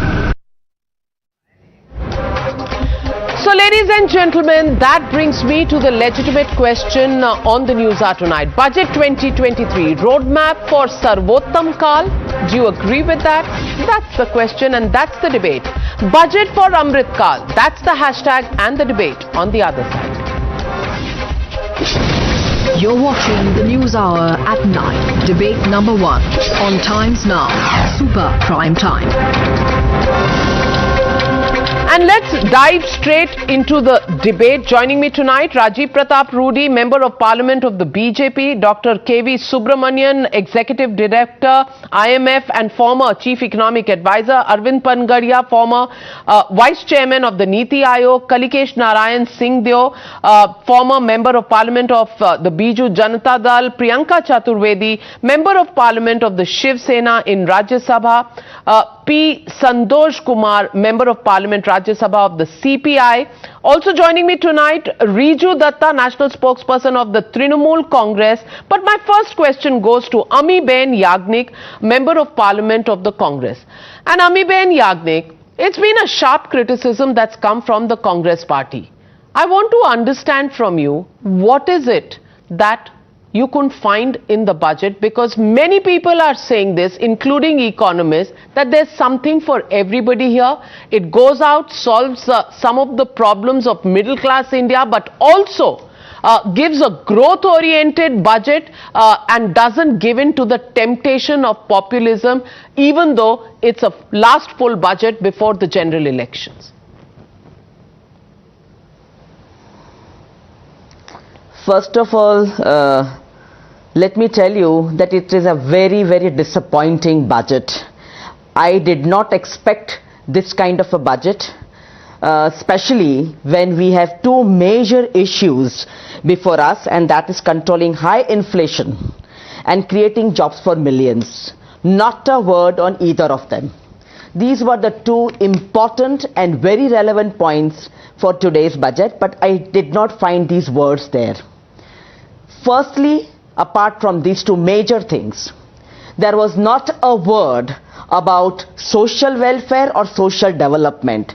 You may say that it is inclusive development, it is more investment in capex, it is more for MSME sector, but there was no roadmap as such in any of these 7 points. All of them put as priorities. There can be only one priority, and that should be seeing that the inequality which has happened over the last few years between the poor and the rich has to be bridged. Not a word about that. And that was absolutely disappointing. I waited and waited to hear from the finance minister about these major issues. But she spoke, the first point was economic empowerment of women. Where is that economic empowerment of women, and where is the empowerment of women? Where are those policies? Where is the fund? Where is the budget? Where is the roadmap? Where is the treatment of violence against women? And you talk about savings, bachat patra for women. Where is the income? Where have the women who have lost their jobs during the COVID got re-entry into the workforce? Where is the data? Where is the statement? And where is a statement by the woman finance minister of this country when day in and day out violence happens in the country, and not a word from any woman minister of the cabinet? Is it not disappointing discussing the budget but discussing preliminary issues that affect women empowerment, for economic empowerment or women empowerment, safety? Where are those statements? Where is the roadmap? And so it's an absolutely disastrous budget which was presented, and I was sorry to hear about pumping in more money to the MSME sector. We talk about clusters, we talk about policies for MSME sector, credit facilities, and then chopping of certain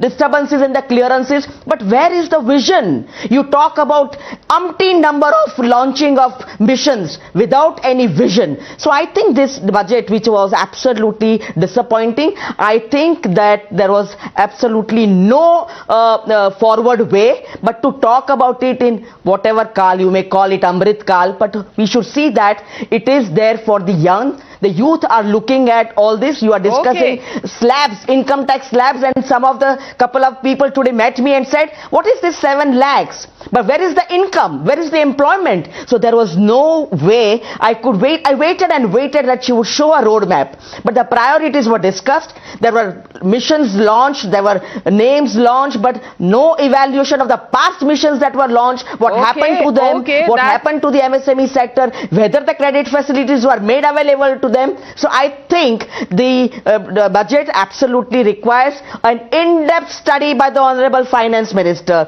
and see what has she promised, what has she said. Does so she you think mean any she word of presented it? the budget even without studying it in depth? That's what the Congress says. Before I get in Mr. Rajiv Pratap Rudy to respond to that, let me get in the other woman member of Parliament on the panel tonight, Priyanka Chaturvedi. And Priyanka Chaturvedi, any single provision in the budget that you would want to compliment, because there's no tax on that, let me assure you. Anything you want to appreciate before you get on to the criticism bit? Considering that the people of this country have been burdened with some more tax structures and some newly designed tax structures which will end up having taxpayers pay more money, for you to say that it's tax-free to compliment them on something, you've already complimented them enough. When I started this discussion, before we started this discussion, you started with Samrit, Sampan, Sashak, strong foundation, straight and narrow, empowerment over entitlement, enablement.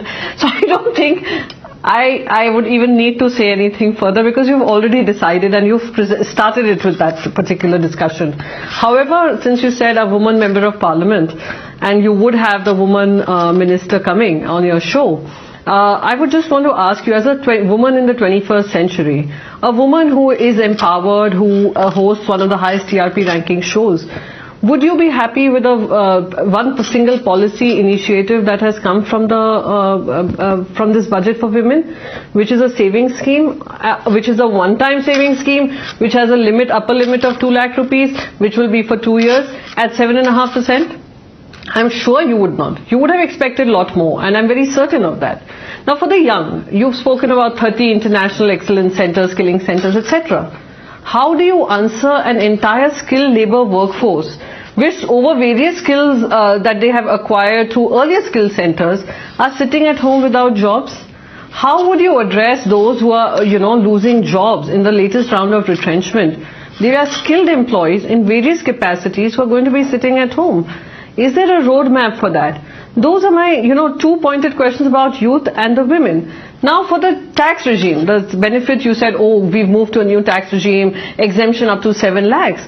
But if you take away all the deductions from there, if you actually show it as a, something that you'll have achieved, but unfortunately you end up paying more taxes, then that's a challenge. Of course, anyone can challenge me now and say, listen, you can always stay on in the old regime. But that is not the answer. People were eagerly waiting for answers and policy narrative in terms of how do you reduce expense of living? How do you ensure that people are saving more? How do you ensure that there are more income, increase in incomes, increase in wealth of people? That's not happened.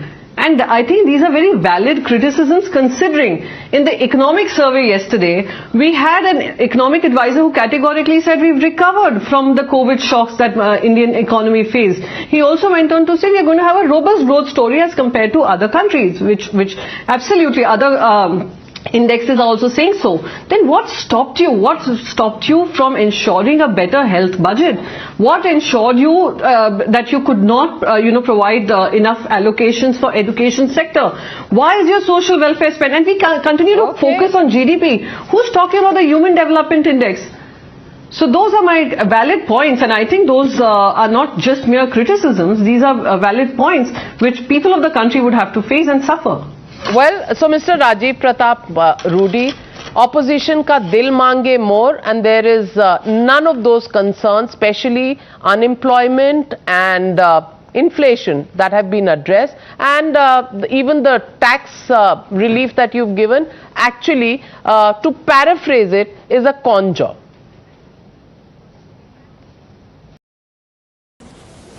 Well, I have also been in opposition for a quite long time, so those phrases and words, and I have been speaking exactly the way they have been speaking, both the friends Ami and Priyanka, of course. So I have no disagreement to the style and rhetoric what they are saying. So that's perfect. But coming back to Ami, and she said it's very disappointing. Since morning I have heard many more words. Disappointing was very moderate, and I have heard many more words. I'll not take much time on that. Yes, agreed. So all these words, we keep it in a dictionary when we have to come for a budget. That is okay. There's absolutely no issues on that. But please, and she's very, and now presumably she's very senior politician, I'll call her. She has been in the Rajya Sabha for a while now, and both of them. They talk about employment. I'm just looking for one budget across the country in 70 years where I have heard that this 5 lakh crores rupees has been kept aside to give employment and pay salary. And that is the mechanism they are saying, that you have to have a mechanism where you give few lakhs crores where I have to declare and announce jobs and have to pay salary. I do not know this kind of mechanism works here or anywhere in the world, but this is the concept of their giving employment. Now we increase the size of the budget. I do not know whether this economics makes sense or not, but I have heard about it for a very long time, that basically we should have resources, we should create wealth, and that wealth and resources which is invested, whether it is through borrowing or through capital investment, creates infrastructural jobs, it creates jobs, and that jobs is where the sustainable growth takes place. And that is how we translate it into productivity and GDP, and that is the parameters which the economists use to say that, look, this economy is functional and working. But these things don't matter to them, so I must even give away on that aspect. Now, coming back to the taxpayers, we, of course, if there is a relaxation, if someone gets, and from 5 lakhs it becomes 7 lakhs, it is not very worthwhile to even talk about the 7 lakhs. It should have been more. Of course, it should be more and more. But at the end of the day, you also expect us to, because she's talking about health, they're talking about education. Well, the whole problem is with the central government, that they should keep on pushing all the money to the state governments, and what is to be done by the state and what is to be done by the central cannot be distinguished in a TV debate in Delhi. So that is also fine. Very interesting thing. What is happening about the women's safety? I do not know which government of the day announces in every budget, every new scheme which ends. Even if Nirbhaya at a given point was announced and there were n number of schemes, please, we should appreciate one point, that a government, when it starts a scheme, it does not conclude the scheme by making one budget announcement. It carries it forward. And this one should realize, that there are n number of schemes for women's empowerment. Self-help groups, if there are 80 lakhs of these self-help groups, it is not that we are giving some more money. It is not that cooperative societies did not exist, but there are many panchayats who did not have cooperative societies, and we visualize that we should give them godowns, and that is how they should become capable. We already have a fishery plan or an animal husbandry plan, and we said we need to add. We give credit of 20 lakh crores to the farmers, and we said let's work out a mechanism to give them more money.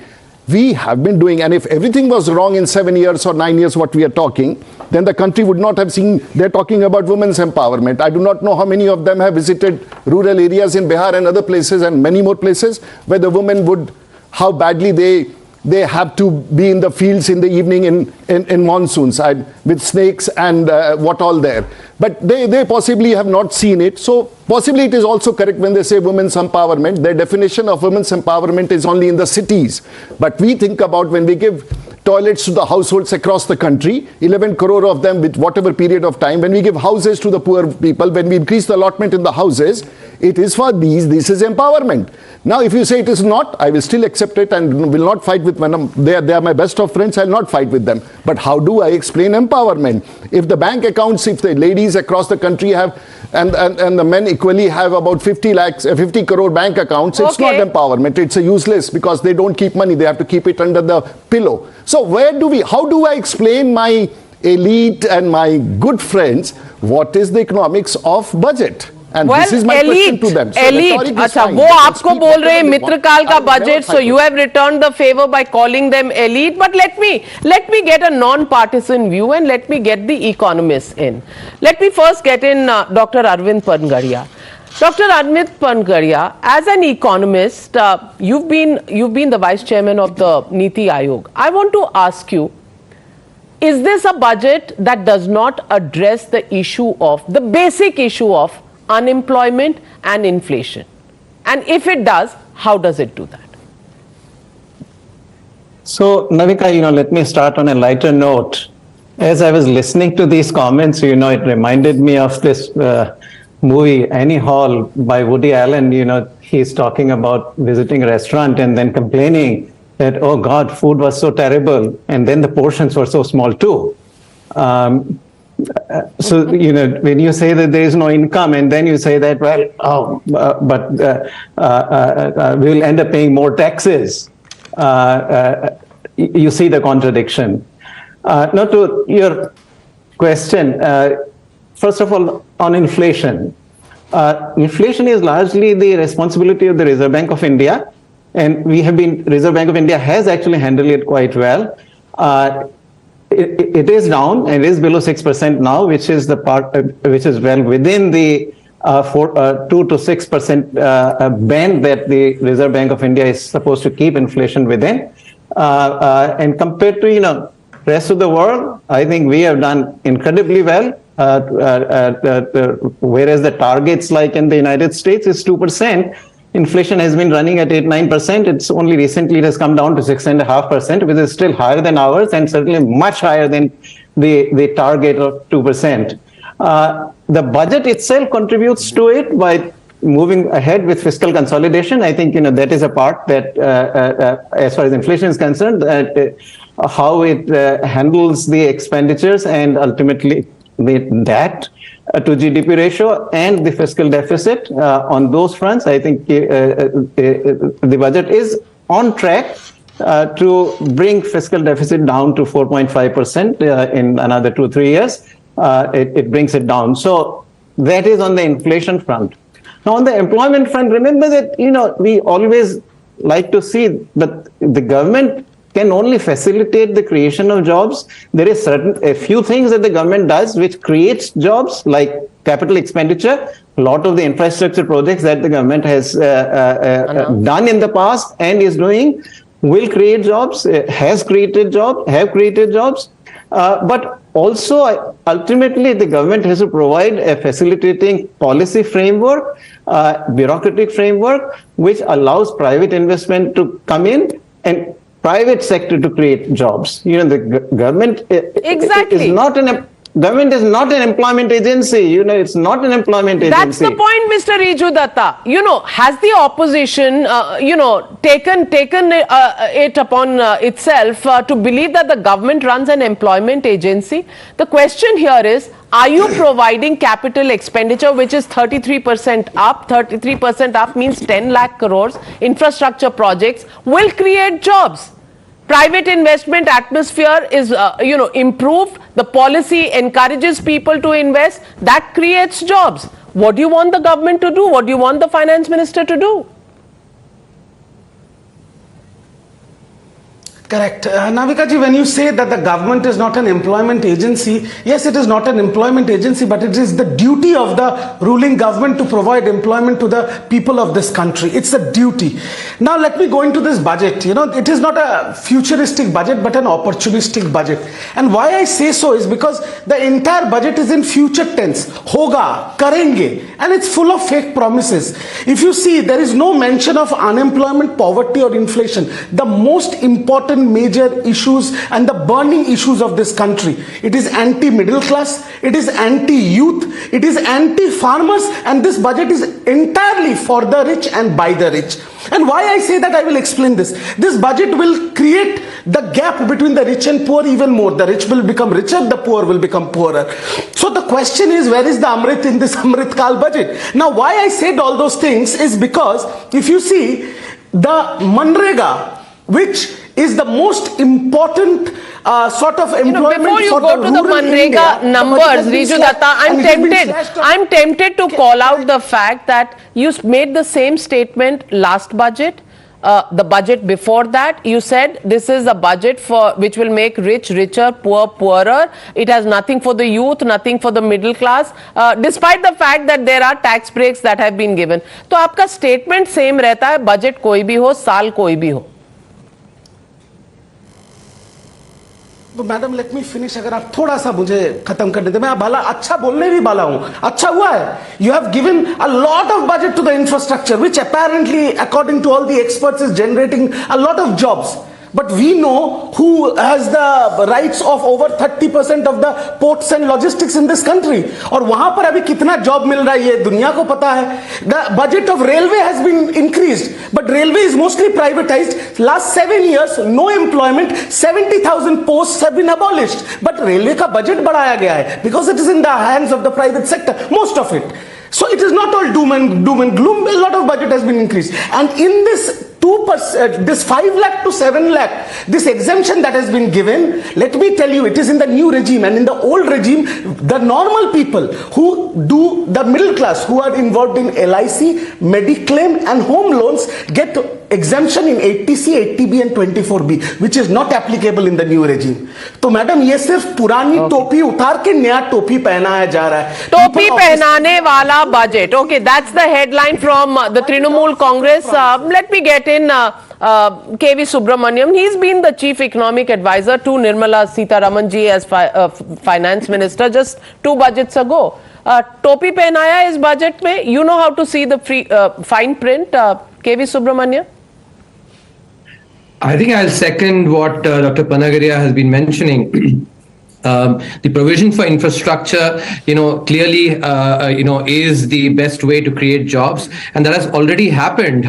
If you notice, the increase in infrastructure spending since the budget of FY 21-22 has increased. Actually, job creation. If you look at the PLFS data, I'm quoting from that data, the increase in formal sector employment in 2020-21 vis-a-vis 2018-19 is 62 lakhs, and that is actually the data that is telling us that jobs are indeed getting created. And why does this happen? Because when you have infrastructure spending, you have many ancillary sectors that end up actually investing more. Urban poor get jobs as well. In the construction sites that inevitably crop up. So I think a lot of what I'm hearing here is just empty rhetoric. Not much of it is really being driven by data. I just hope that the quality of the debate on some of these aspects is far better.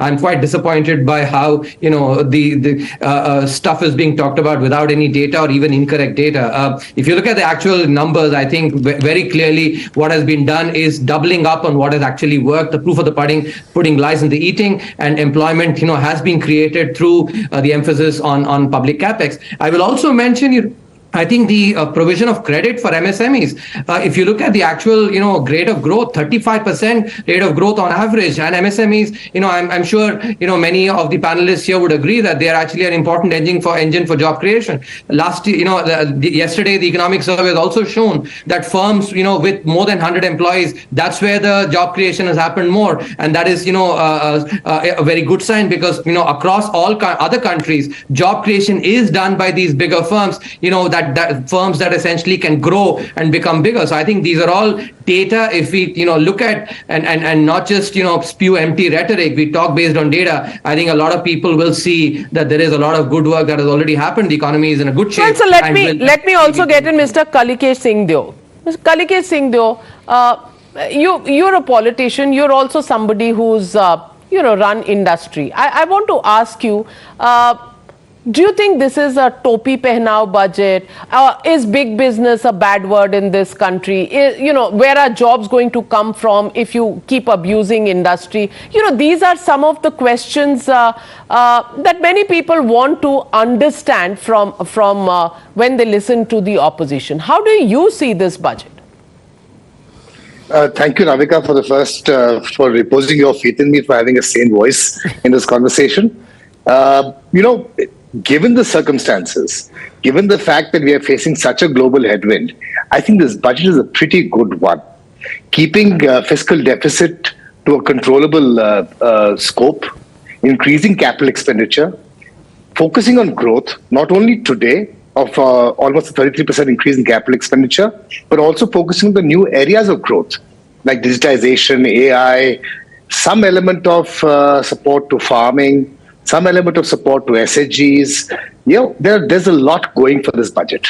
I'm actually surprised that the government has pulled out this rabbit from the hat in today's circumstances with the elections right around the corner. But having said that, I think there are some missed opportunities. I think given the kind of complexities in the capital gains regime, the finance minister could have taken a more reasonable stance of rationalizing that. I'm quite disappointed with the reduction in the food security numbers and the MNRGA numbers. I think the rural India is still reeling under some distress post-COVID and post the kind of trauma it's gone through.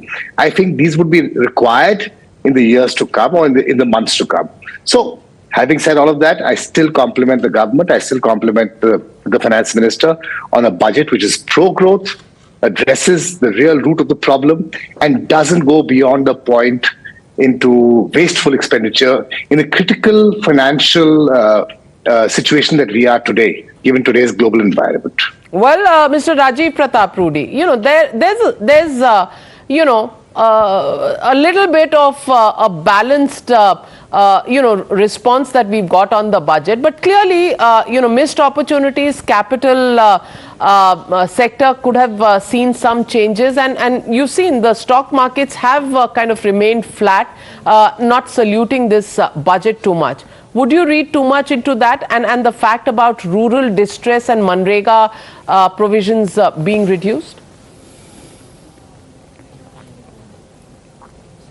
Well, I would only say something that stock exchange, of course, that becomes an indices of what happens in the economy. But when you go for a lot of schemes which are basically affect the social indicators, the stock market does not respond that way unless until there are major SOPs for industries and the tax structure, and that works. But I'm not an economist on work on the stock exchange and the effect on the economy, the budget effect on the stock exchange. But coming back to few facts, like I believe that we have raised resources to feed 80 crore people. Now, we just do not do that. 80 crores is just a bonus or a bounty over. We also, for the farmers who people said are in distress, but we also give large subsidies to farm inputs. We are creating digital platforms and putting 5G to the farmers' use. We are getting the horticulture on its top with best of nurseries in the country and a new policy.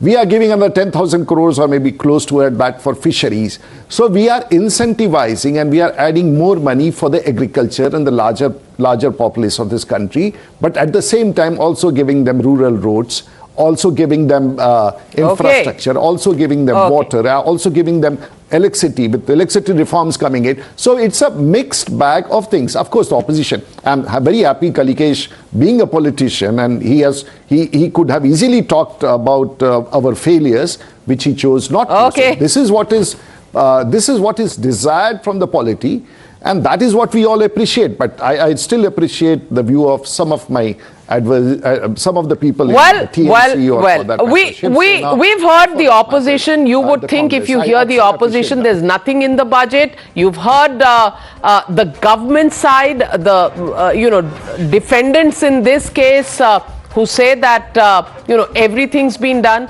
The truth may be somewhere in between. But let's go across straight to Union Minister Smriti Irani, who's joining me on the Newshour tonight.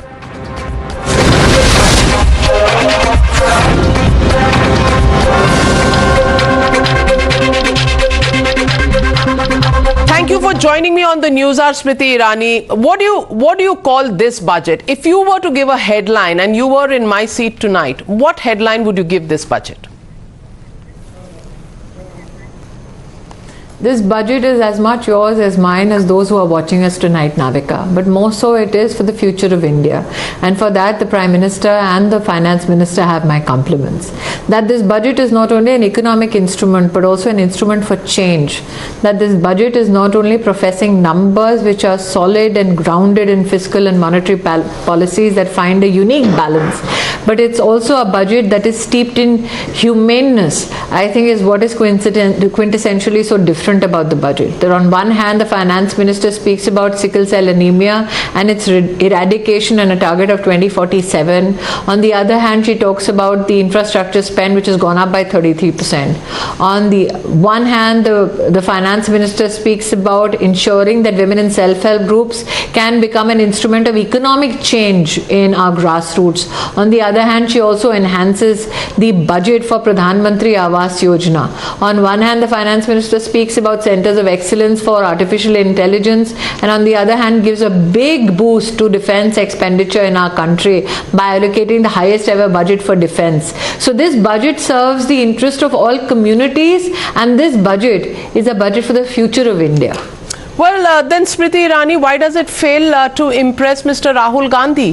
He says this is not an Amrit Kaal budget, it is a Mitra Kaal budget. It does nothing for addressing inequalities in income, inflation, or even betterment of the people of India. How do you respond to Mr. Rahul Gandhi? Well, there is an adage that no amount in learning can cure certain people, and I'm sure that he is a complement to that adage. I can only say this: who is the Mitra that he so-called bases his premise on? Today the budget spoke expansively about giving free food to 80 crore Indians, 800 million Indians, at the cost of 2 lakh crore rupees, which will be borne particularly and only by the government of India. So are those 800 million Indians Modi's Mitras? If that is the case, I happily accept his charge. This budget also speaks about 11 crore farmers who receive 2.2 lakh crores in their bank accounts courtesy the Modi Sarkar and Kisan Samman Nidhi. Are those 11 crore farmers friends of Modi? I happily accept that charge. This budget today speaks about Awas Yojana and an enhancement of 66% in its allocation. 3 crore homes have already been built for the poor in our country. Many more to be built. Are those poor families Modi's friends? I happily accept them as Modi's Mitra. The fact that 220 crore vaccine doses were given to our countrymen and women and children, are they friends of Modi? I happily accept them as a part of the Modi family. If that is the charge of Rahul Gandhi, that this budget should provide for the poor and he is unhappy about it, I would rather that he be unhappy and the nation be jubilant about it. Well, Mr. Chidambaram and the Congress party also call this an OPUD budget. Overpromise, underdeliver. So what was the promise of Mr. Chidambaram? When he was in the seat of finance, he was taxing my toothpaste at 27%. When he was the finance minister, student loans, and let's see only home loans. Home loans, the EMI was about what? I think the interest was in May 2014 close to 10%. And in December 22 it is about 8%. So today if you take a loan, an education loan for 50 lakh rupees for a 20-year tenure, you as a family save 20,000 rupees. Is Mr. Chidambaram unhappy about it? Absolutely. These are the men and women in the opposition who, when they were in power, were pocketing that money.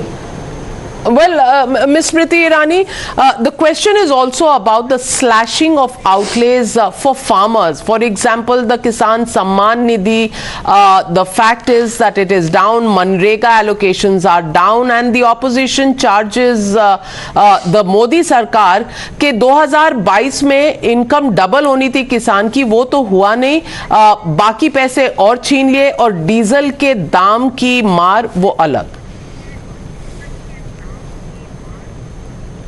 I think that the opposition possibly slept through the fact that there's been a pronouncement of 20 lakh crores for the agricultural credit fund, that they did not give enough emphasis to the fact that the Modi government, apart from the fact that you have ensured that technological needs of farming are met, has also put in money for organic farming, has also put in money for indigenous production of fertilizers, that the Modi government, when we talk about kick-starting the rural economy through millets, that is a facet that also impacts small farmers.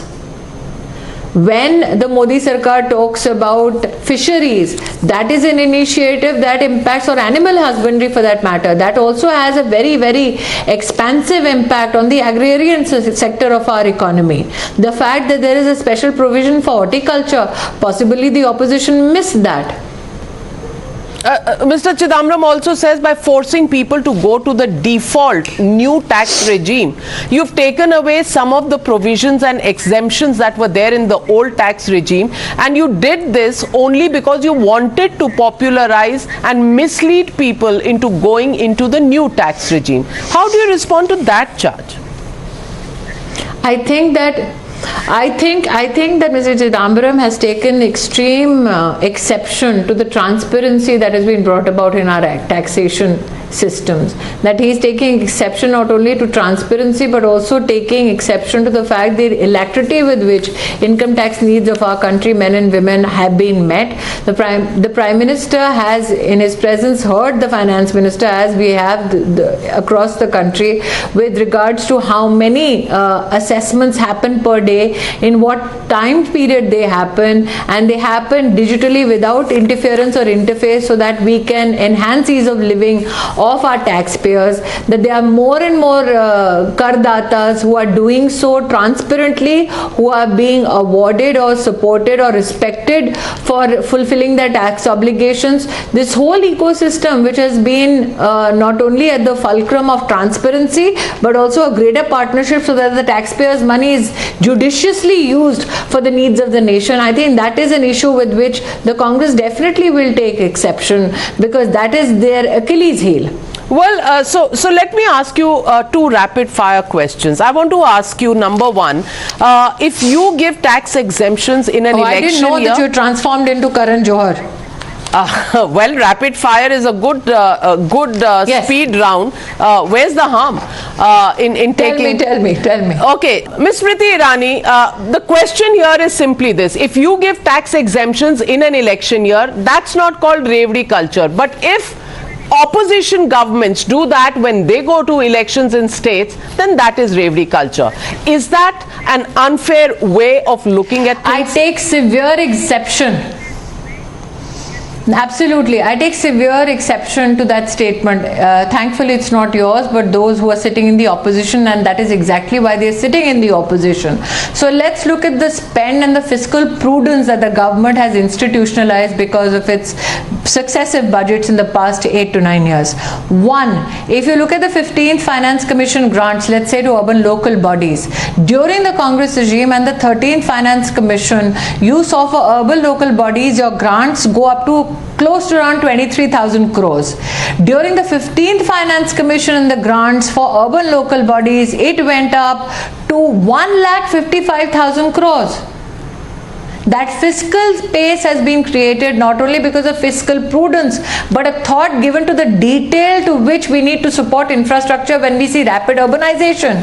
That being said, apart from the 15th Finance Commission grants given, there is an additional comparative and grants given by the Government of India for urban local bodies, which is enhanced so much so that if you look at the Congress regime, they spent close to 1 lakh crore in the urban local bodies. The Modi government from 2014 to 2022 spent close to 18 lakh crore rupees only for urban local bodies.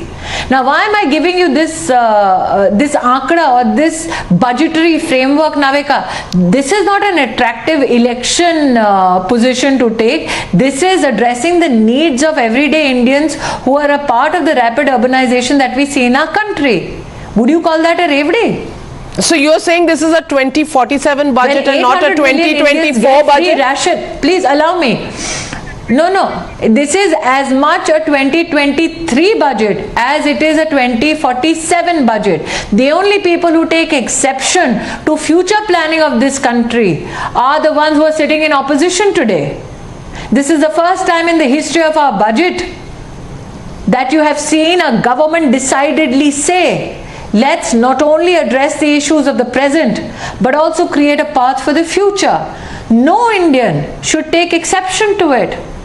No Indian should deny the right of the future to be built on solid ground. Navika, when the Prime Minister spoke about building toilets, it was 2014 after he had won a historic election. When the Prime Minister speaks from the ramparts of the Red Fort about the 1 rupee sanitary pad, that is not politically attractive, but it does much for gender justice. So if the Vipaksh is suffering from political myopia, if the Vipaksh does not see the cause of gender justice and social justice, you cannot blame their political sickness onto the Bharatiya Janata Party. Well, before I let you go, any message for Mr. Rahul Gandhi that you'd like to put out tonight? No, I'm not his babysitter.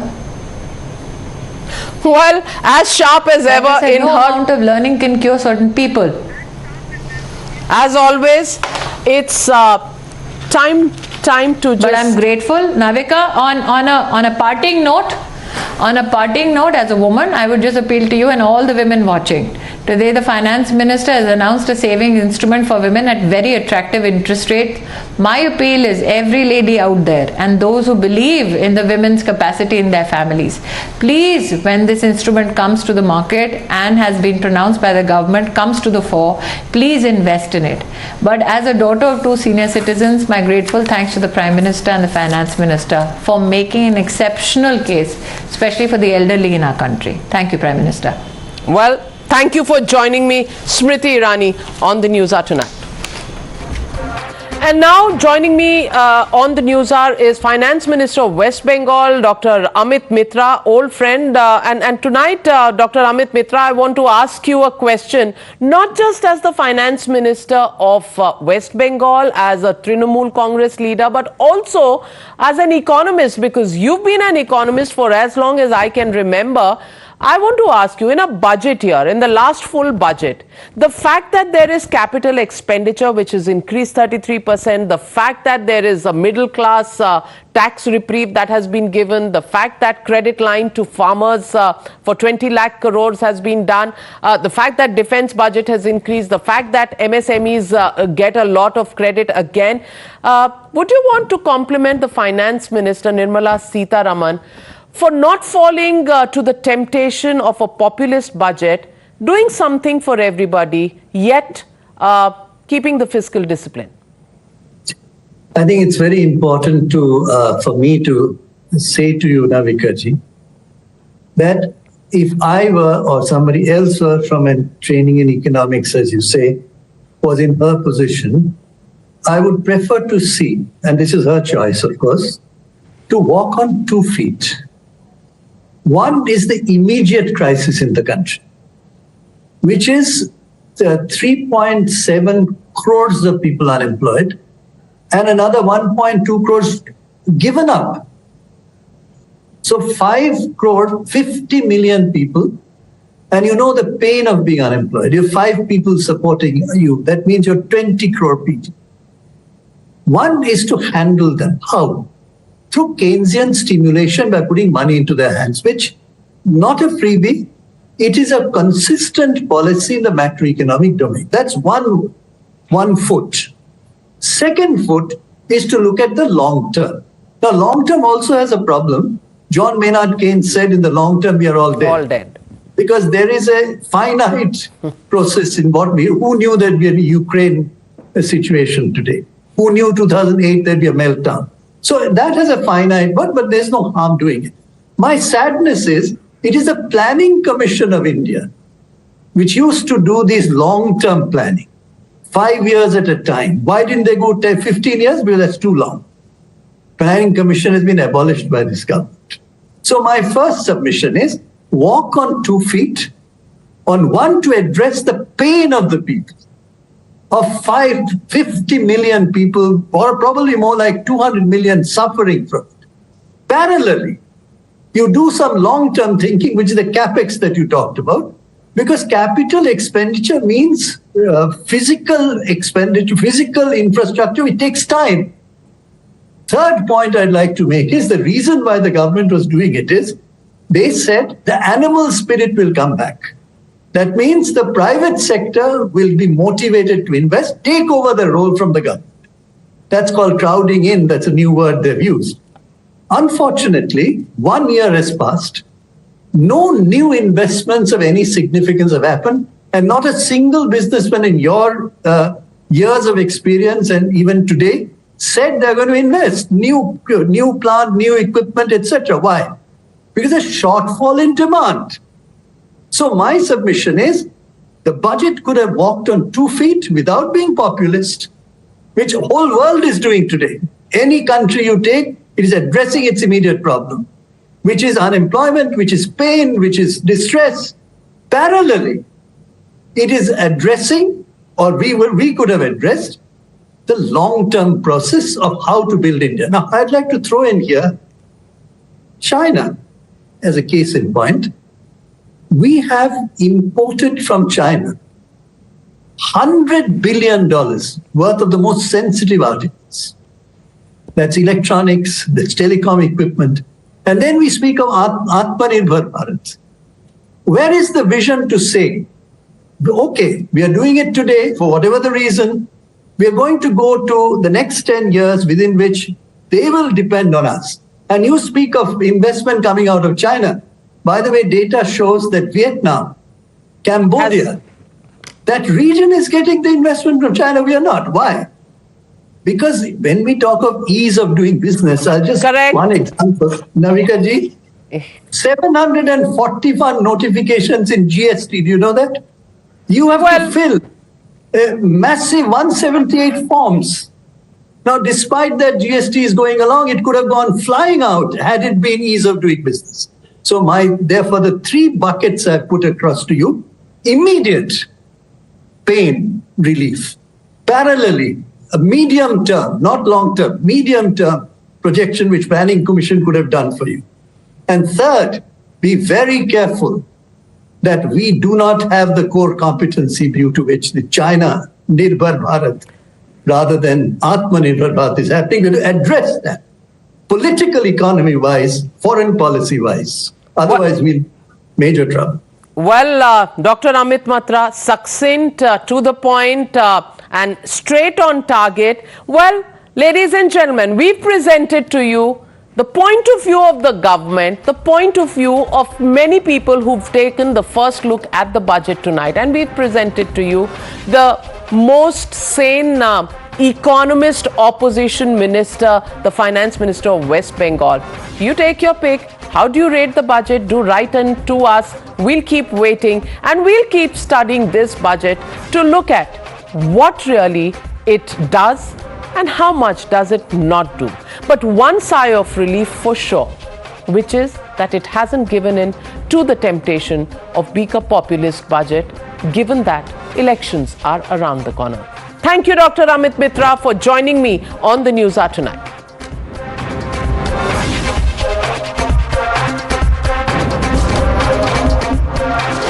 The News Hour at 9 will be right back after the break.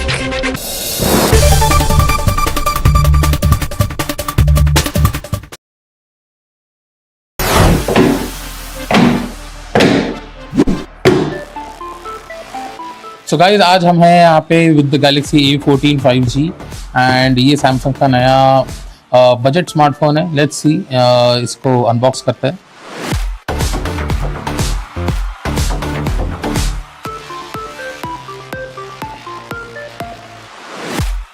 जैसे कि देख सकते हैं, इस डब्बे में एक phone है और नथिंग नीचे ऊपर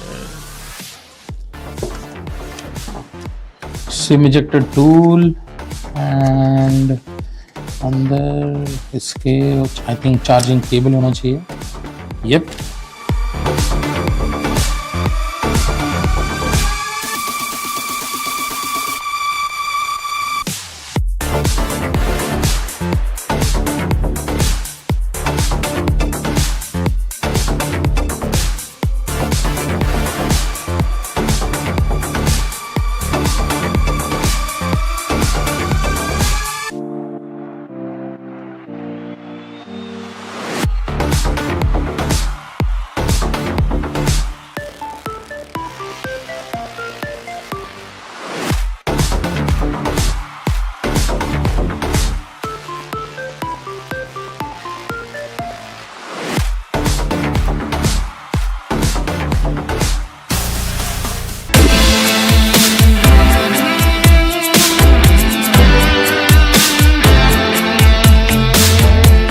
हेलो एवरीवन, स्वागत है सभी का टाइम्स ड्राइव में। मैं हूं अंकुर तनेजा। बगल में मेरी खड़ी है लेक्सस की RX, जो यहाँ ऑटो एक्सपो 2023 में यहाँ पर अनवील करी गई है। दो वर्जन है, 350H और 500H। 500H यहाँ पर खड़ा हुआ आप देख सकते हैं हमारे सामने है, and the car looks absolutely stunning, specially in this colour. And यहाँ पर देखेंगे ये F स्पोर्ट की बैजिंग लगी हुई है। तो 500H में जो है वो F स्पोर्ट वाला वर्जन आता है, 350H में F स्पोर्ट नहीं आता है। डिजाइन की बात करें तो गाड़ी रोटेट हो रही है, थोड़ा जैसे गाड़ी रोटेट हो रही है वैसे मैं डिजाइन की बात कर लेता हूँ। सो ओवरऑल देखिए in terms of dimension proper SUV वाला फील इसके साइज से आपको देखने को मिलेगा। एंड यहाँ पे क्लैडिंग थ्रू आउट दी गई है, पियानो ब्लैक में इसकी क्लैडिंग दी गई है। सो प्रीमियमनेस यहाँ पर झलक करते हुए सामने आ रही है। एंड ओवरऑल टायर्स का जो अलॉय व्हील्स हैं वो भी सिंगल टोन में ब्लैक में यहाँ देखने को इधर मिल रहे हैं। फिर आऊँ पीछे की तरफ तो यहाँ पर पूरा वो कूपे वाला फील आता हुआ आपको देखने को मिलेगा। एंड पीछे की तरफ कनेक्टेड ये लाइट यहाँ दी गई है, लेक्सस की ब्रांडिंग, RX 500H की ब्रांडिंग यहाँ डायरेक्ट फोर दिया गया है। एंड ये ऑफ रोडिंग कैपेबिलिटी साथ लेक्सस कह रही है ये गाड़ी को प्रोवाइड कर रही है। एंड नीचे भी ओवरऑल जो बॉडी कलर है उसी को मैच करते हुए इसका बम्पर भी यहाँ पर देखने को मिल रहा है। सो डोर जो है उसमें एक छोटा स्विच दिया गया है, जिसको हल्का सा आप टच करेंगे तो ऑटोमेटिकली डोर्स सेंस कर लेंगे और वो खुल जाएंगे। फुल करने की जरूरत नहीं है। अंदर मैं यहाँ पे बात करूँ तो यहाँ पे जो मामला है शाही साथ ही साथ स्पोर्टी झलक कर पूरा आ रहा है। ये बड़ा सा स्क्रीन यहाँ पे दिया गया है सेंटर में। गाड़ी फिलहाल अभी ऑन नहीं है, बट साइज देख के आप समझ जाएंगे मामला काफी शाही और काफी टेक फ्रेंडली यहाँ पर होने वाला है। पावर बटन यहाँ पे दिया गया है, इंस्ट्रूमेंट क्लस्टर है वो भी फुल डिजिटल देखने को मिलता है। लेफ्ट साइड में जो है सिस्टम को कंट्रोल करने के बटन, राइट साइड में क्रूज कंट्रोल, लेन असिस्ट वाला सब फीचर्स यहाँ पर इसमें देखने को मिल रहे हैं। स्पेस की बात करूँ, USB-C चार्जिंग पोर्ट, यहाँ पे वायरलेस चार्जिंग पैड दिया गया है। एंड कुछ सामान रखने की और जगह यहाँ पर देखने को मिल रही है। कप होल्डर्स हैं, यहाँ पर 2 कप होल्डर्स दिए गए हैं। एंड ओवरऑल जो इंटीरियर है, सेंटर कंसोल और सीट की बात करूँ तो लेदर स्टिच यहाँ पे देखने को मिल रहा है। यहाँ पे थोड़ा वेलवेट टच भी इसकी सीट में दिया गया है। तो कमी किसी तरह से भी गाड़ी को प्रीमियम बनाने में लेक्सस ने इस RX में नहीं करी है। इसके अलावा स्टीयरिंग फ्लैट बॉटम है, स्पोर्ट की बैजिंग यहाँ देखने को मिल रही है। एंड डोर्स में भी सॉफ्ट टच मटेरियल का इस्तेमाल करा गया है, यहाँ पर देखेंगे। एंड लेदर स्टिच यहाँ पे सेम वो टोन में, रेड टोन में आपको देखने को मिल रहा है। यहाँ पे भी इसमें HUD डिस्प्ले दिया गया है। एंड डैशबोर्ड का ओवरऑल फील जो है वो भी सॉफ्ट टच वाला ही देखने को मिल रहा है इस लेक्सस की front.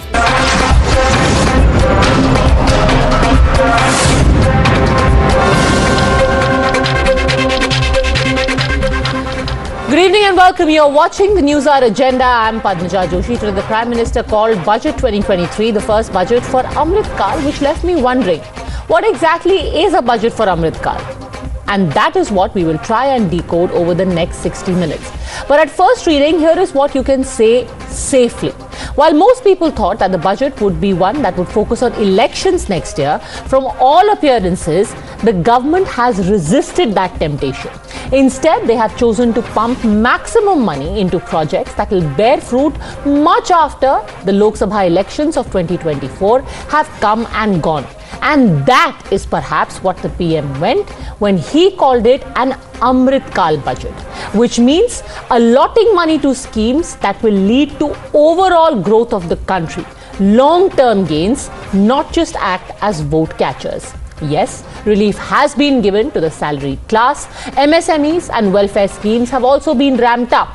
But the largest thrust still remains on infrastructure development and upliftment of the most backward and tribals. But naturally, there was criticism, there was discontent, and the maximum critique was on the following counts.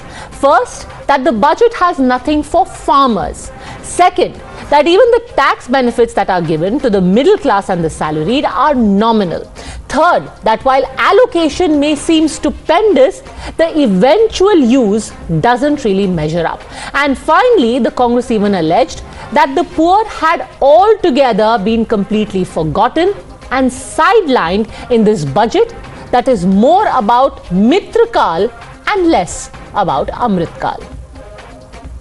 Let me begin by pointing out with regret that the FM has not mentioned the words unemployment, poverty, inequality or equity anywhere in her speech. Mercifully, she has mentioned the word poor twice in her speech. I'm sure the people of India will take note of who are in the concerns of the government and who are not. Please note that both capital expenditure of the central government and the effective capital expenditure are lower than the budget estimates. So what drove growth in 22-23? We know that private investment is down, exports are down, and private consumption is stagnant. So how does the government explain the 7% growth in the current year? So we already have 9.9% growth in the first half of the year. If the whole year will only yield 7%, does that mean that Q3 and Q4 will record growth rates of only 4 to 4.5%? You're watching the News Hour at 10, debate number 1 on Times Now, Super Prime Time. Vivek Silas of the Samajwadi Party national spokesperson joins us along with Kumar Chaudhary, leader of the Congress, Sunil Alak, chairman of SKA Advisors, national spokesperson of BJP, Shazia Ilmi. My first question is to you, Karan Bhasin, researcher and economist, responding to what Jairam Ramesh said. Where are the poor? They weren't even mentioned. Right, but Padmaja, if you're aware of the paper that we co-authored sometime in April of last year, extreme poverty in India is less than 1%. That's a well-accepted fact. So why is it that today's Congress finds it difficult to accept something that has been accepted by a majority of the population of the country, that India does no longer have the same amount of poverty that existed before? If at all, India is now a lower middle income country, which is why the priorities of the government have also changed over a period of time. This is no longer a government that keeps saying Garibi Hatao, and keep perpetuating the cycle of poverty, which keeps, going on intergenerationally. This is a government that believes in empowering people and bringing them out of poverty. Kumar Chaudhary, respond. You keep going on about the poor, but it is the middle class which now needs to be the focus of the budget, and that's why we have seen relief for the salaried class. What's the problem? Padmaja, the one that you are quoting about the relief to the middle class, I believe you are hinting at the 7 lakh exemption limit that you have given out here. But then, once the finance minister today announced the 7 lakhs exemption at the fag end of our budget, immediately the stock market ran up 2,000 points, the Sensex went up. Now, after that, we go into an introspection, and suddenly the realization comes that this is just a jumla. 7 lakhs rupees and the stock market crashed once again by 2,000 points. This sums up the entire thing. Now the gentleman No, it doesn't sum up nothing. You're saying the stock market went down, hence it is a jumla. How is it exactly? Because I am not an economist out here to defend this stock market up and down. But if you're not an economist, how did you make that correlation? That Sensex went down, hence the tax exemption is a jumla. And Padmaja, you all know, please. No, sir, I do not claim to know. I know nothing. But I genuinely do want to know how you made this correlation. Padmaja, you have got a savings in LIC and XYZ, which we claim exemptions, even I do. Now, you bring a new regime, bypassing, disincentivize the old regime and bring in the new regime.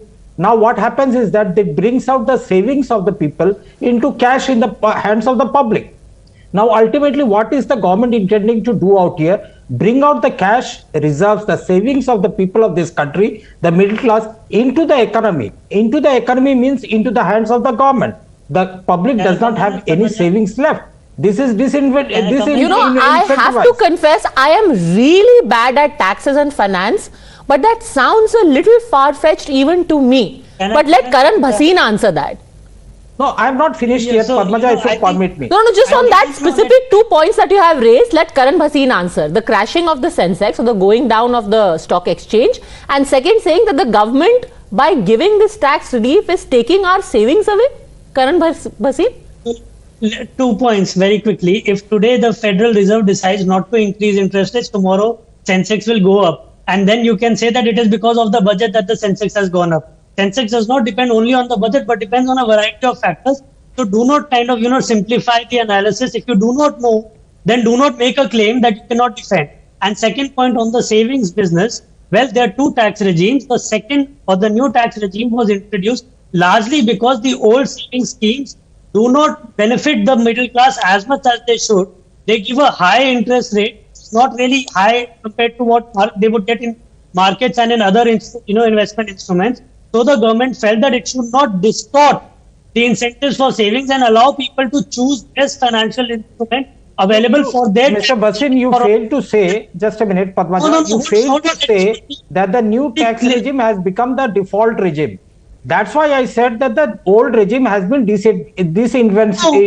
How has it become the default regime? It is the default regime, you can find out.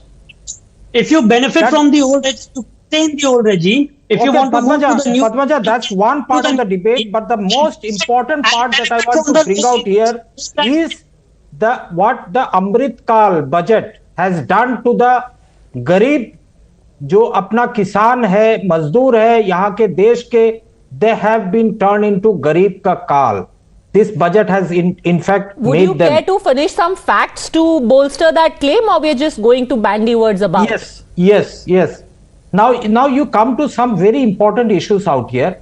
The Prime Minister has all along been hampering upon the minimum support price for the Kisan, that it will be 1.5 times of this. Last budget, it was introduced, the PSS MIS, that is the price support and the market intervention scheme. Budgetary support last year was 1500 crores. Now this year it has come to 0.1 crore. That is the entire scheme has been wiped out. PM Asha for ensuring minimum support price. The last year budgetary allocation was 1 CR. This year it has been completely wiped out. Apart from this, the entire agricultural sector, the provisions that have been made out here is there in the new farm laws that were supposed to be introduced and which were withdrawn, has been brought in through the back door in this budget. So this is a serious concern that is there. Second most important point, Padmaja, if you permit me, the budget has made a very astounding outlays for the infrastructure sector. That okay, so before we come to infrastructure, let Sunil Alag respond to this. Like the Congress said, ये मित्र काल है क्योंकि सिर्फ मित्र खुश हैं, किसानों को कुछ नहीं मिला. Nothing for farmers. Sunil Alag, what do you think? No, I think whatever back door, front door, I have no idea because I'm not part of any political party. I'm looking at it from the point of view of the industry and as an economist. See, the three things which are inflation, macroeconomic volatility and geopolitical conflict. These are the three risks that he had. Now the question is that if you can carry on having names and all that, what they've done with the income slabs is that, look, gradually all over the world, this has just begun for 1 year. Do not think that this is going to remain forever. What they want to remove is all kinds of whatever supplements that they give all over the world now. You increase the salaries and there's one straight tax. They've simplified it to that extent. It's up to us to say we want this, we want that. And the older guys, if at my age, might want to keep on to the old one, or the younger people are very happy with the new system. So therefore there's understanding on that. Secondly, what he has said is that, look, whether the Sensex goes up or down, look, there was a lot of profit taking. Are you aware of that? That look, in the afternoon there was always profit taking. When the profit goes up, then everybody profit takes and then you come out again. Tomorrow you will see the Sensex will go up again. So it's a question of saying that, look, if you don't know what happens in the market, as Padmaja has said, don't make a statement that, look, the Sensex has gone up and down. There was a lot of profit taking in the afternoon when it went up and then it went down again after that. So FDI, they've attracted. So look, when you say there's no words used, there's no poverty used, there's no inflation used, why do you need to use the words at all? Look, if you're spending on infrastructure, I went to the south, Madurai and all, which has got nothing to do with BJP. The national highway which has been created is 3 lanes, 4 lanes of solid roads. Who's building it? There's employment going on. Look, come to Bombay and you will see there's employment on either side. When they build a sea-link, when they build anything, people are getting employed. Therefore, spending on infrastructure, which has been increased, is leading to unemployment. They don't have to say that, look, by spending on infrastructure, I'm helping the economy, I'm helping employment. And if Look, I there's may no add, point Mr. in saying Alag, all this. two more And things. So as when far as people inflation- say the word poor, poverty eradication is not mentioned, two schemes where the outlay has been increased. One is the Awas Yojana and the second is Swachh Bharat. Now when that toilet is made and that house is given, it is certainly not Mr. Adani or Mr. Ambani who's going to get them. It is the very poor whose mention you find missing who is going to get those houses. Monojit Mandal. So that's as far as the poverty argument goes. Now what's the next argument?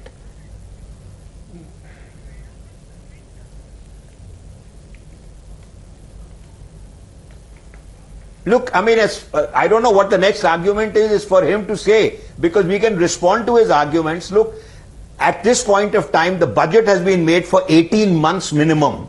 That means it's made from this Feb all the way up to August after the election. It's not a 12-month budget. Therefore, they will spend the money. And all spending, all inflation on agriculture. When does inflation go up? Look at what is happening in UK, 12%, double digits. हम लोग तो अभी 6% पे हैं, 7% पे हैं on inflation. So we are not alone in this world. If you think that only West Bengal exists or only Punjab exists or only UP exists, is pointless. It's all India that Modi is thinking of, the government is thinking of. Look, he's spending money on education. Then look, there is a big gap. When industrial revolution took place, there was a lot of loss of labor because machines came in. Today, AI is taking over. There will be a gap when will be for 2 or 3 months, and therefore he set up skilling colleges. In fact, he's here's the thing. Industry and saying, look, we got to set up skilled labor now. Here's the thing that you have got. The opposition yesterday was angry, Mr. Mandal, when they said that this is going to be like a manifesto. It is only about Modi trying to get people to vote for him. You should actually be happy, because who knows if in 2024 you become in government, you become the Prime Minister. There are schemes which have got maximum outlay, like the railways, airports, highways. Unka fita to aap katenge, sir.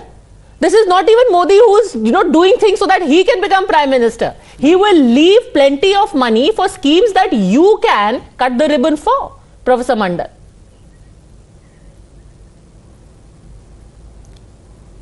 And what are there for the poor?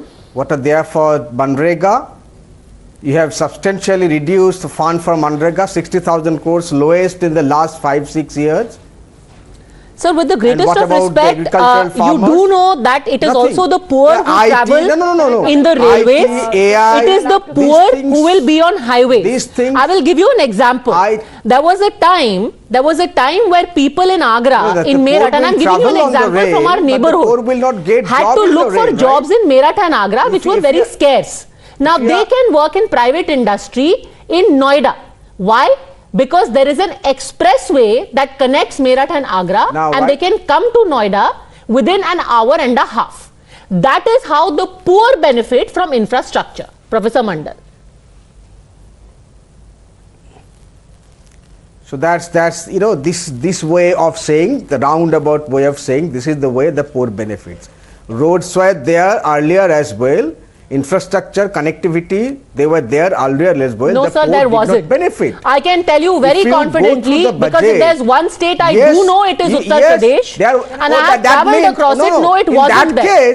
It wasn't. In that case. So I want to. So if I take your.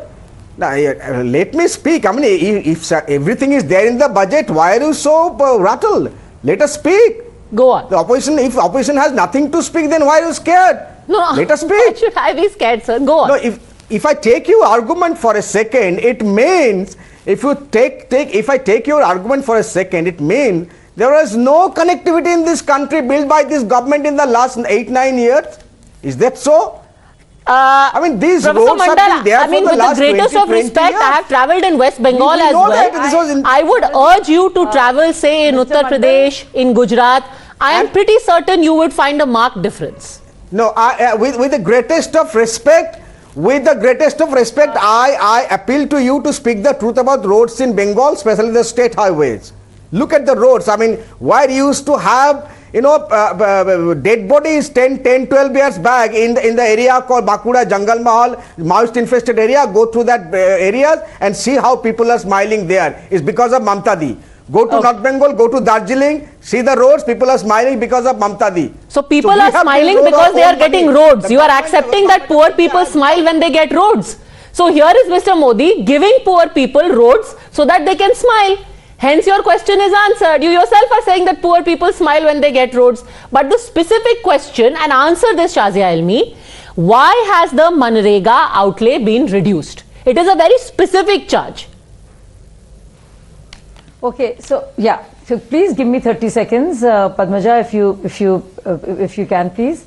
First of all, being called a budget of not Amrit Kaal but Mitra Kaal, I would like to say yes, indeed, this is a budget of both Amrit Kaal and Mitra Kaal, because this government is a Mitra and the real friend of the very poor, of those who are disenfranchised, who live on the margins, and it believes in reaching out to the last person in the queue.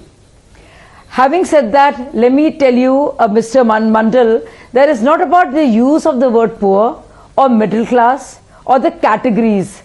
There is a whole recalibration and reconditioning and rehauling of the way we look at our economy. When you talk about a reduction of the budget allocation for Manrega, you must realize that this is a budgetary estimate as opposed to what the RE would be. And the budget for the Awas Yojana and the infra spending and the overall capital outlay is so much more, which automatically means that there would be more growth, more jobs, when it comes to skill enhancement, when it comes to 20 lakh crores of loans being given, credit to farmers. It just goes on to say that this is a commitment to the people who need it the most at this point of time, which has been done most prudently. Also, you know very well that job creation is not giving the sarkari jobs, but increasing employability, making sure there is enough movement in the economy, roads and highways and new airports and new nursing home and new hospitals and schools, and not just that, Awas Yojana, which has gone up to 66%. Do you know how much that has gone? And how do you think that will happen? How do you think that boost will happen?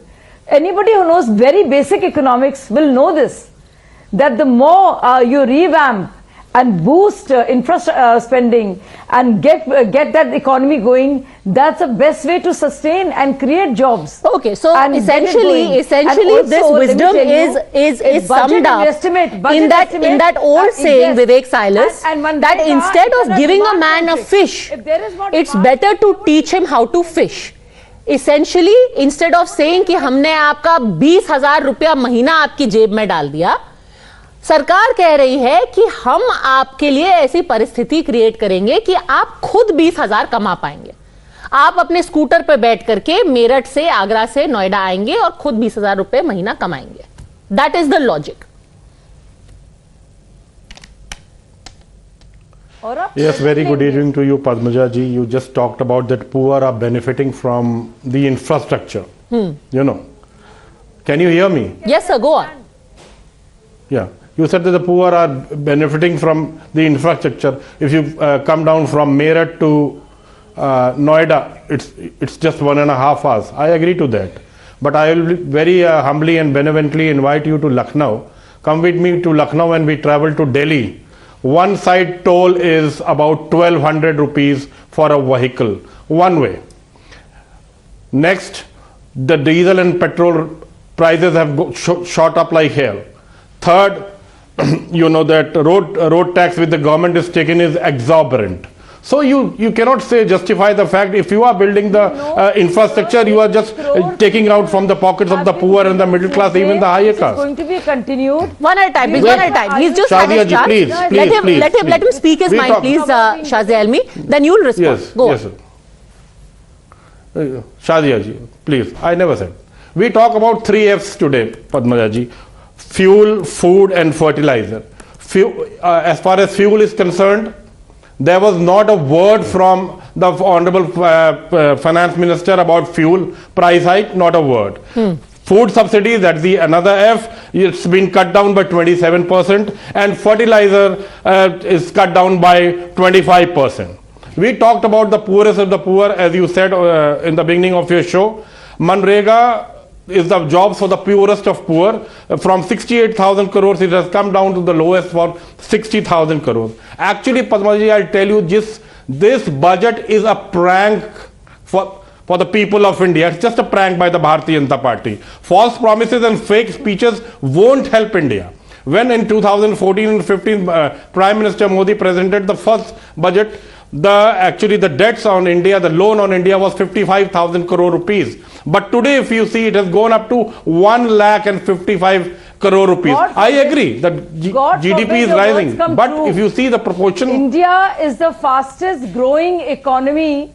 We are looking at becoming from a developing country to a developed nation. Okay, let's talk about specifics. Sir, you spoke of multiple points on the issue of how the farmers haven't been spoken of. Here is what the government has said.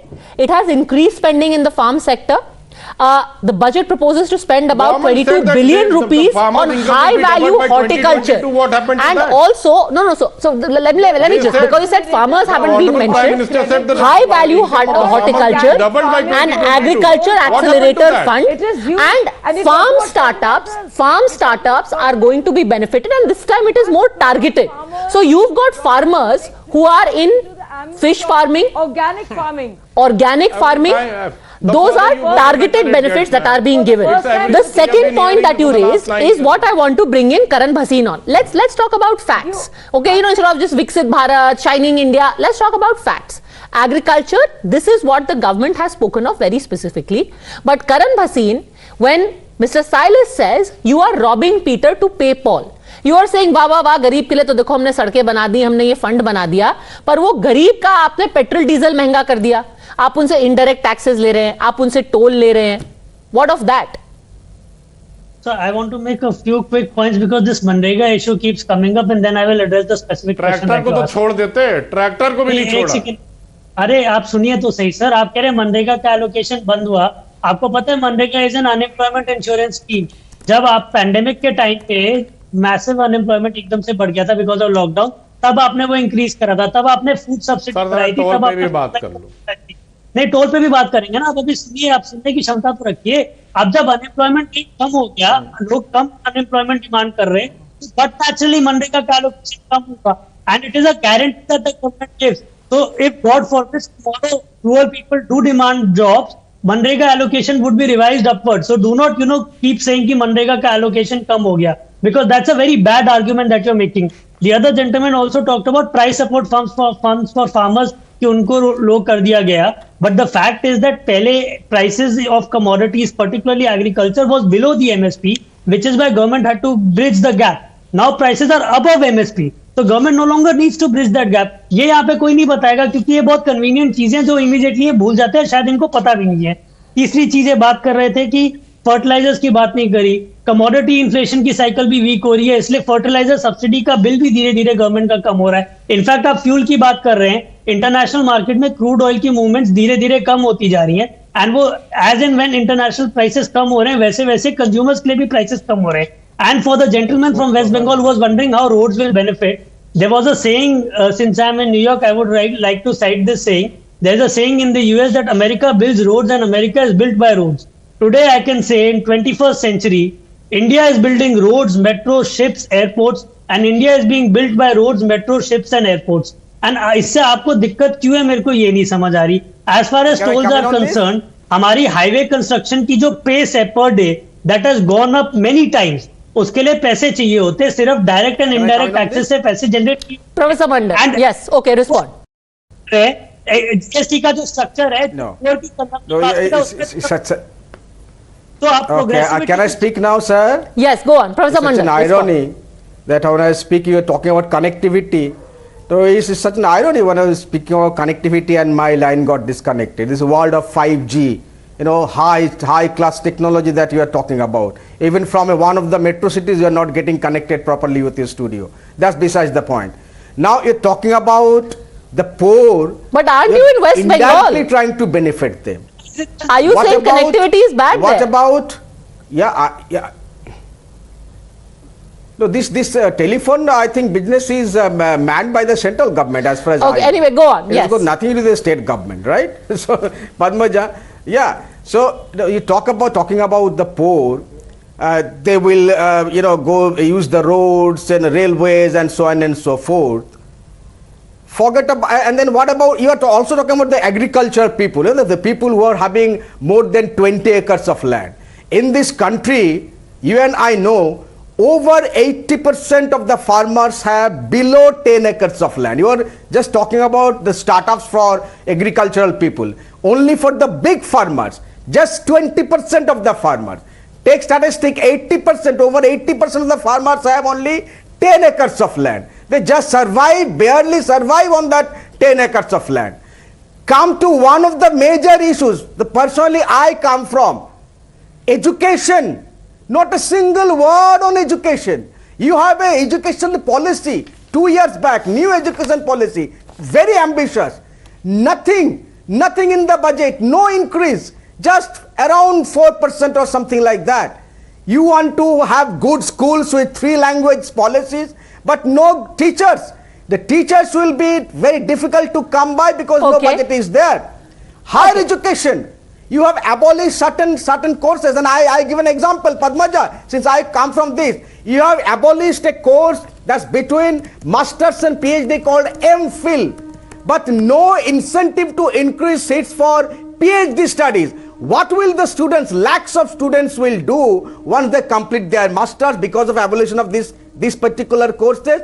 Nothing in the budget. No incentive. I'm not certain we had resolved the issue of whether it is anti-farmer and anti-poor and anti-people living in villages. But now we've gone to education.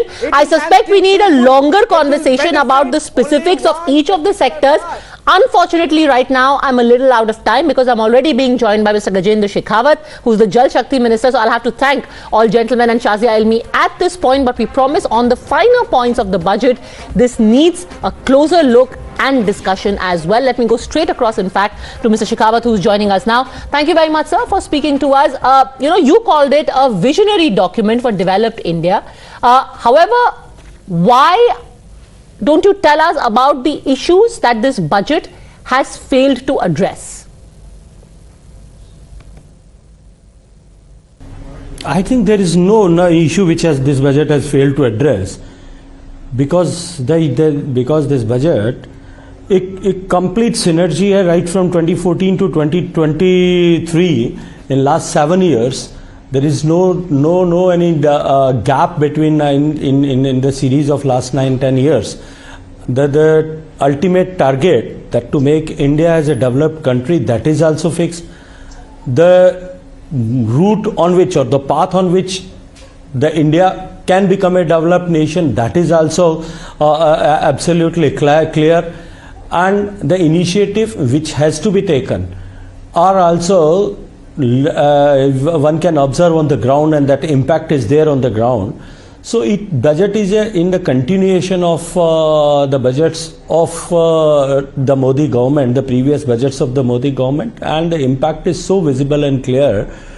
And it is the budget, I can say, it is all inclusive and to address all the issues to make a clear-cut foundation for developed India by 2047. Since we're talking about developed India, a very strong view also came in from industry. Today we are joined by President of FICCI, Mr. Shubhrakant Panda. What does India Inc., what is the sentiment you've picked up through the day about the budget? Because very often industry is, lampooned, saying that it's always a 10 on 10 for them. Thank you for having me on the show. And in as much as the union budget for 2023-24 is concerned, I think it is a progressive budget, it is a balanced budget, and most of all it is a budget which gives primacy to growth.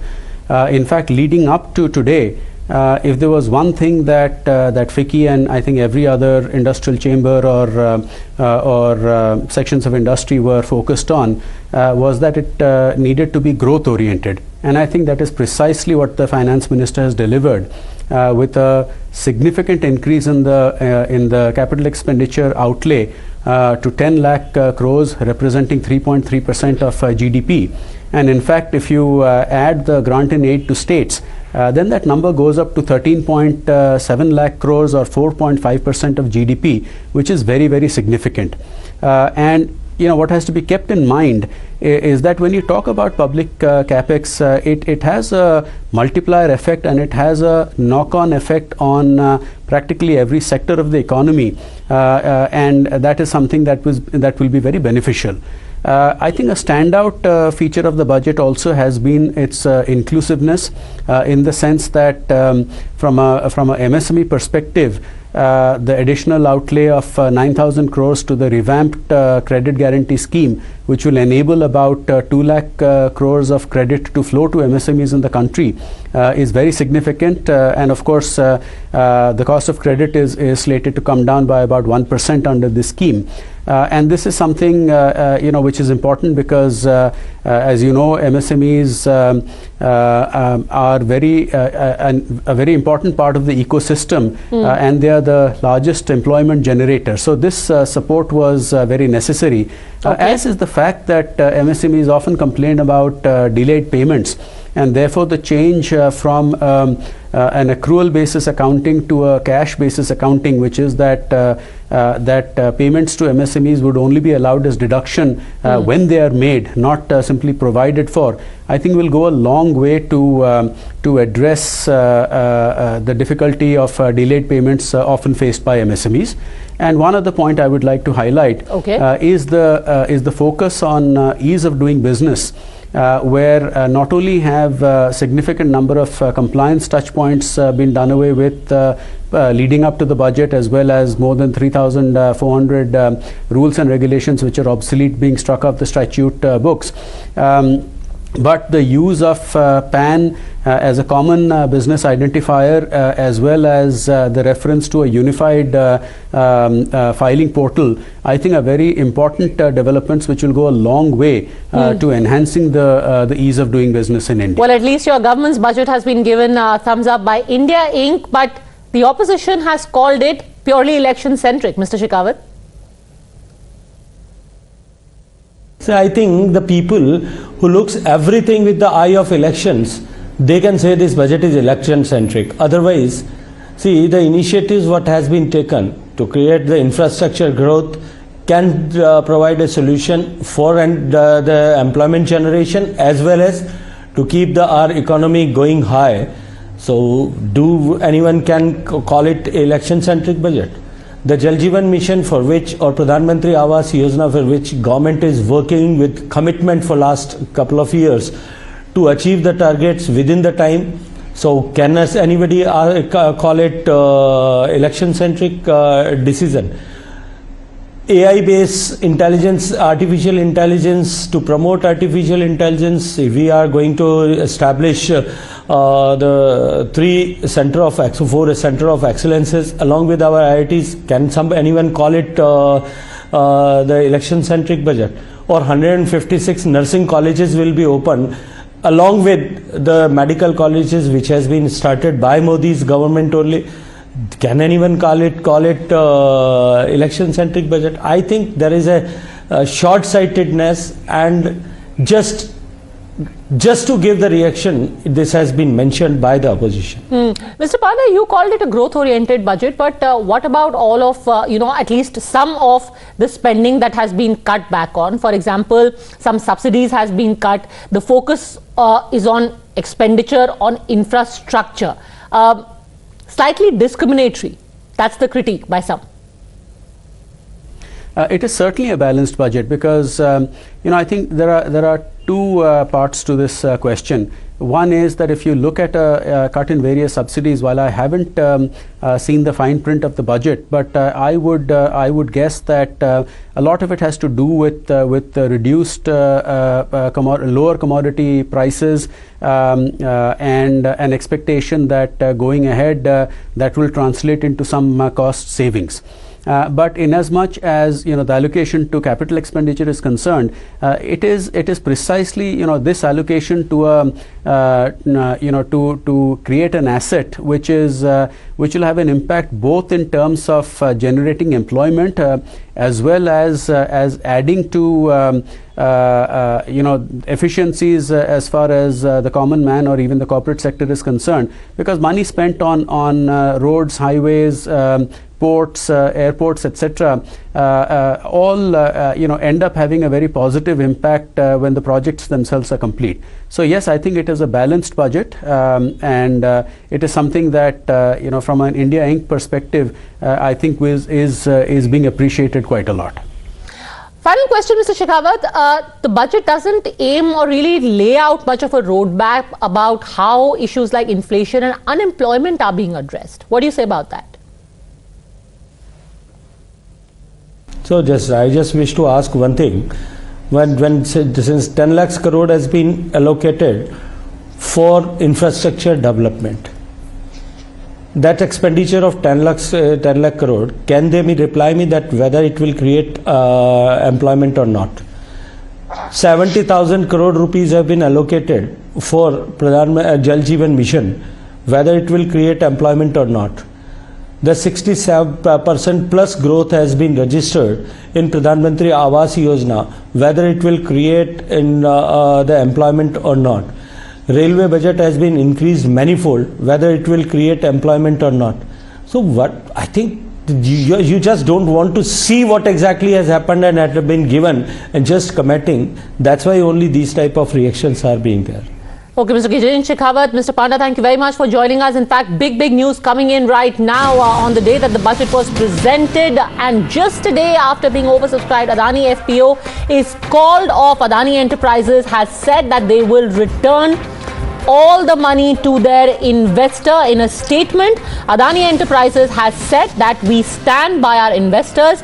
We have decided not to go ahead with the fully subscribed follow-on public offer. Given the unprecedented situation and the current market volatility, the company aims to protect the interests of its investing community by returning the FPO proceeds and withdraws the complete transaction.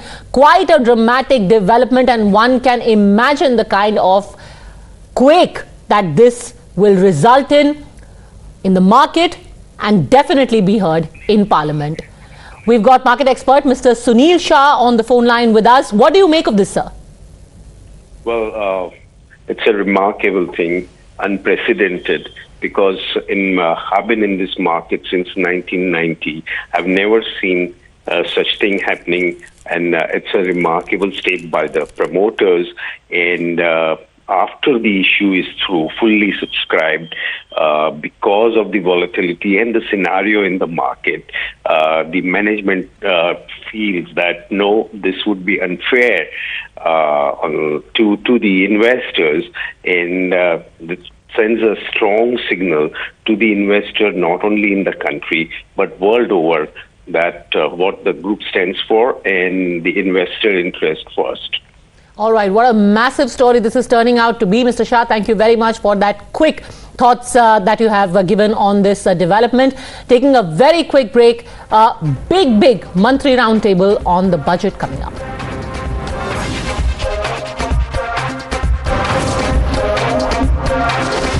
The News Hour at 10. We'll be right back after the break.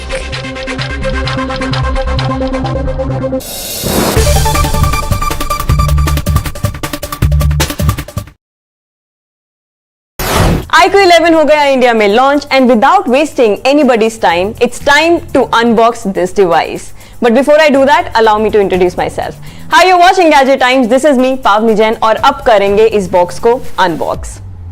And now it's time to unbox this heavy retail box. इससे आपको पता चलेगा कि iQOO 11 के retail box में what all contents do you get inside.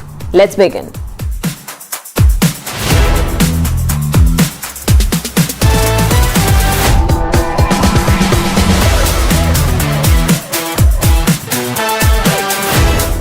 सबसे पहले आपको दिखाई देगा स्मार्टफोन, जिसके लिए हम सबसे ज़्यादा एक्साइटेड हैं, and this is the first thing that of course you expect inside the retail box. इसको निकालते हैं रैपर से जल्दी से। काफ़ी ही बढ़िया कलर ऑप्शन, एकदम एग्जैक्ट प्योर वाइट। इस कलर ऑप्शन का नाम है लेजेंड, जो कंपनी ने दिया है। पंच होल कैमरा यहाँ पे दिखाई दे रहा है ऑन द डिस्प्ले। पर बात तो करेंगे रेयर पैनल की। यहाँ पर आपको दिखाई देगा ये racing stripe. For this particular device iQOO has partnered with BMW M Sport। तो यहाँ पे आपको वो रेसिंग स्ट्राइप्स दिख रहे हैं। काफी वाइब्रेंट कलर्स हैं, रेड, ब्लैक एंड ब्लू, जहाँ पर iQOO की ब्रांडिंग भी है।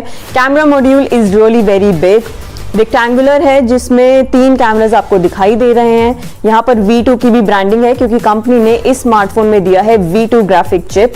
इसी के साथ कैमरास की बात करें तो जो इसका मेन कैमरा है that is a 50 megapixel, and if you guys can look at the camera module, बहुत ही खूबसूरत सा लग रहा है। और इसकी फील तो बहुत ही बढ़िया है, वाइट है और थोड़ा टेक्सचर्ड है, देखने में काफी सुंदर। और मैंने काफ़ी स्मजेस भी डाल दिए हैं ऑन द डिस्प्ले। इसको स्टार्ट करते हैं, साइड में रखते हैं और फिर देखेंगे बाकी के contents. You're watching the News Hour at 10.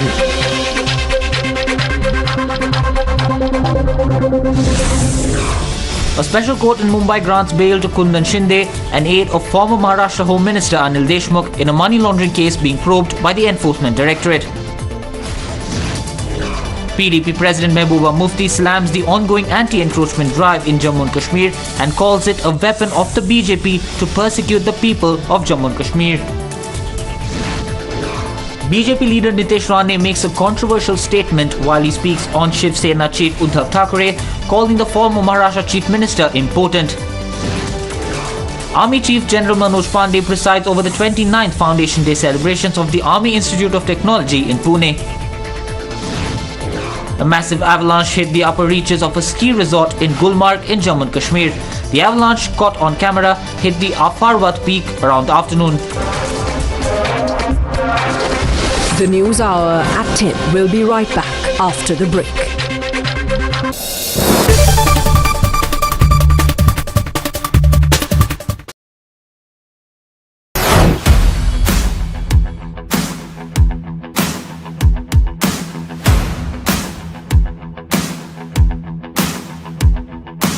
What's up guys, it's a great day, it's a beautiful day और आप सब Alright, this is not your vlog Akash, this is Gadget Times. I welcome you all. I am Pavni Jain and this is our very special series where we are collaborating with different people on a variety of topics to bring the best for you guys right from the experts.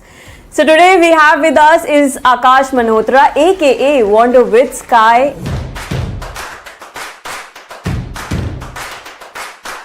And he is somebody who creates insane and crazy travel content, goes to offbeat places and also does a lot of off-roading.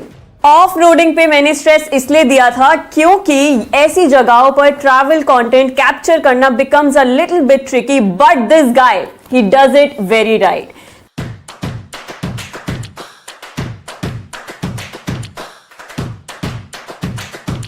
This is why today's video is on how to use an action camera like a pro, featuring Akash Malhotra, because it is easier to wander with Sky, but it is not easy to wonder how to use an action camera. Come on guys, right?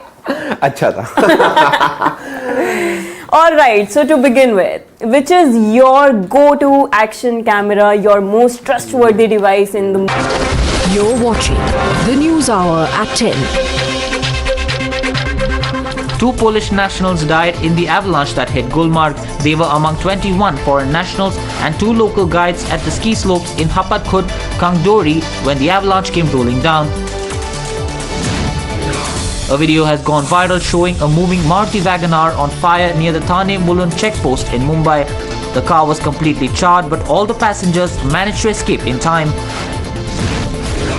Jharkhand Chief Minister Hemant Soren announced a compensation of 4 lakh rupees to the family members of those who died in the Dhanbad fire incident that killed 14 people.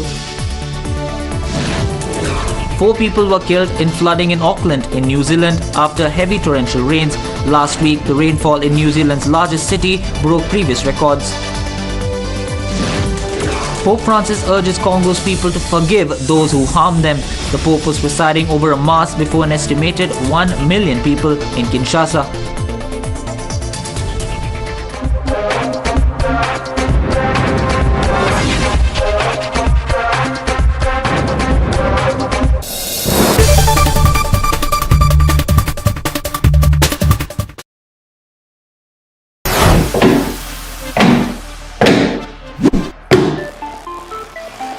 So guys आज हम हैं यहाँ पे with the Galaxy A14 5G and ये Samsung का नया budget smartphone है. Let's see इसको अनबॉक्स करते हैं.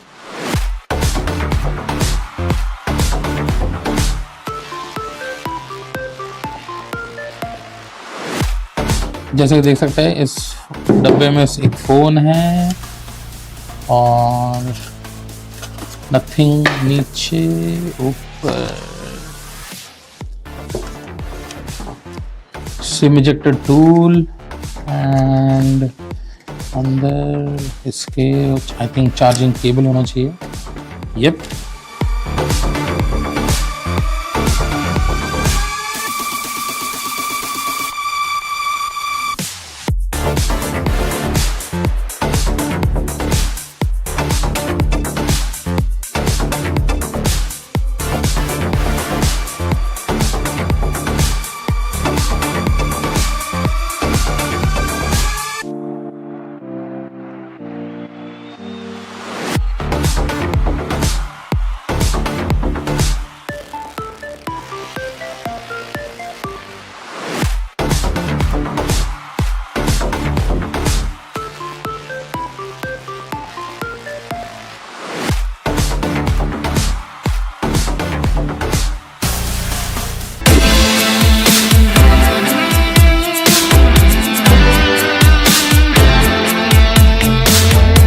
हेलो एवरीवन, स्वागत है सभी का टाइम्स ड्राइव में. मैं हूं अंकुर तनेजा. बगल में मेरी खड़ी है लेक्सस की RX जो यहाँ ऑटो एक्सपो 2023 में यहाँ पर अनवील करी गई है. दो वर्जन है 350H और 500H. 500H यहाँ पर खड़ा हुआ आप देख सकते हैं हमारे सामने है and the car looks absolutely stunning specially in this colour. And यहाँ पर देखेंगे ये F स्पोर्ट की बैजिंग लगी हुई है. तो 500H में जो है वो F स्पोर्ट वाला वर्जन आता है, 350H में F स्पोर्ट नहीं आता है. डिजाइन की बात करें तो गाड़ी रोटेट हो रही है, थोड़ा जैसे गाड़ी रोटेट हो रही है वैसे मैं डिजाइन की बात कर लेता हूं. सो ओवरऑल देखिए in terms of dimension proper SUV वाला फील इसके साइज से आपको देखने को मिलेगा. एंड यहाँ पे क्लैडिंग थ्रू आउट दी गई है, पियानो ब्लैक में इसकी क्लैडिंग दी गई है. सो प्रीमियमनेस यहाँ पर झलक करते हुए सामने आ रही है. एंड ओवरऑल टायर्स का जो अलॉय व्हील्स हैं वो भी सिंगल टोन में ब्लैक में यहाँ देखने को इधर मिल रहे हैं. फिर आऊँ पीछे की तरफ तो यहाँ पर थोड़ा वो कूपे वाला फील आता हुआ आपको देखने को मिलेगा. एंड पीछे की तरफ कनेक्टेड टेल लाइट यहाँ दी गई है. लेक्सस की ब्रांडिंग RX 500H की ब्रांडिंग यहाँ डायरेक्ट फोर दिया गया है. एंड ये ऑफ रोडिंग कैपेबिलिटी साथ लेक्सस कह रही है ये गाड़ी को प्रोवाइड कर रही है. एंड नीचे भी ओवरऑल जो बॉडी कलर है उसी को मैच करते हुए इसका बम्पर भी यहाँ पर देखने को मिल रहा है. सो डोर जो है उसमें एक छोटा स्विच दिया गया है जिसको हल्का सा आप टच करेंगे तो ऑटोमेटिकली डोर्स सेंस कर लेंगे और वो खुल जाएंगे. फुल करने की जरूरत नहीं है. अंदर मैं यहाँ पे बात करूँ तो यहाँ पे जो मामला है शाही साथ ही साथ स्पोर्टी झलक कर पूरा आ रहा है. ये बड़ा सा स्क्रीन यहाँ पे दिया गया है सेंटर में. गाड़ी फिलहाल अभी ऑन नहीं है बट साइज देख के आप समझ जाएंगे मामला काफी शाही और काफी टेक फ्रेंडली यहाँ पर होने वाला है. पावर बटन यहाँ पे दिया गया है. इंस्ट्रूमेंट क्लस्टर है वो भी फुल डिजिटल देखने को मिलता है.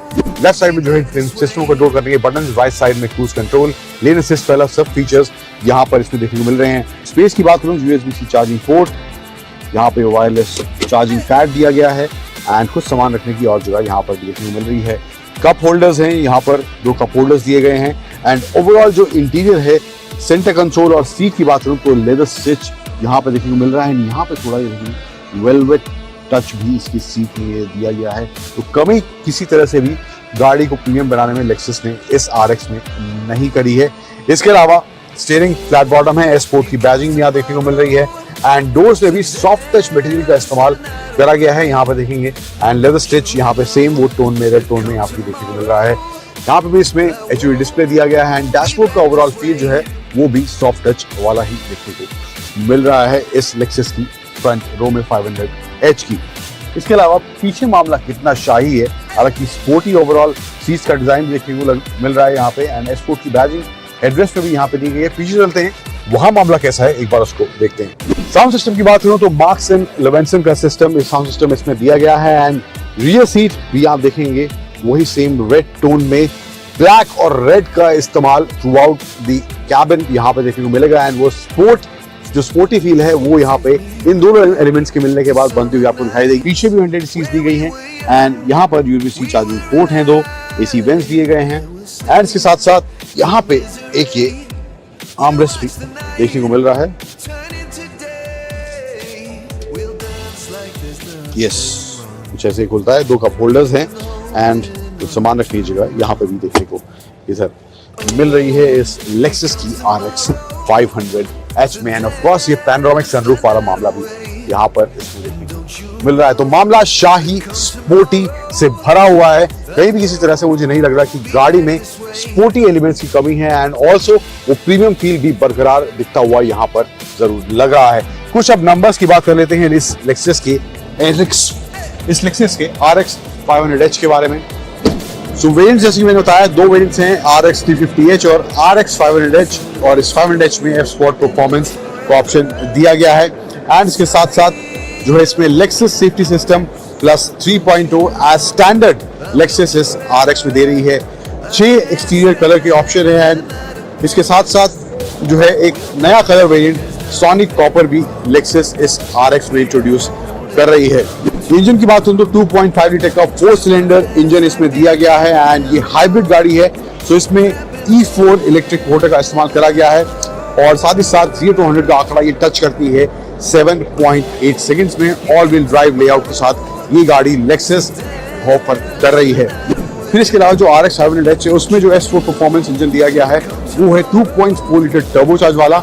350H में 2.5 लीटर है 4 सिलेंडर, लेकिन 500H में S4 परफॉर्मेंस में ये इंजन दिया गया है 2.4 लीटर टर्बोचार्ज इंजन देखने को मिलता है, एंड इसमें जो है 0 to 100 का आंकड़ा ये टच करती है 6.2 सेकंड्स में, जो है 500H वाला इसका वर्जन है। ये कुछ डिटेल्स हैं ये लेक्सस की RX 500H को लेकर, जो यहाँ पर ऑटो एक्सपो 2023 में लेक्सस ने अनवील कर दी है, और इसका जो लॉन्च है ऑफिशियल जो प्राइस अनाउंसमेंट है वो फर्स्ट इस 6 मंथ्स में लेक्सस इस साल की कर देगी, एंड ओवरऑल ये अब लेक्सस के पोर्टफोलियो में एक नया एडिशन इंडियन मार्केट में होने वाला है। कैसी लगी आपको ये गाड़ी? Tell us in the comment section. Video अच्छा लगा है तो लाइक एंड शेयर, और टाइम्स ड्राइव को फॉलो करना मत भूलिएगा।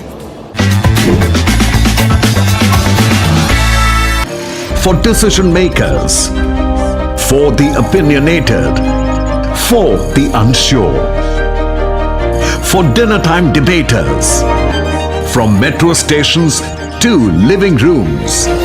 We present the facts and help India make a judgment. From stories that shake the nation to opinions that shape them. I delve deep into the biggest news of the day and uncover every fact, every source and every statement through debate and discussion. Get a 360-degree perspective on every story and get a conclusive closure. Join me, Navika Kumar, on the Newshour at 9, only on Times Now. iQOO 11 हो गया India में launch, and without wasting anybody's time, it's time to unbox this device. But before I do that, allow me to introduce myself. Hi, you're watching Gadget Times. This is me, Pavni Jain, और अब करेंगे इस box को unbox. And now it's time to unbox this heavy retail box. इससे आपको पता चलेगा कि iQOO 11 के retail box में what all contents do you get inside. Let's begin.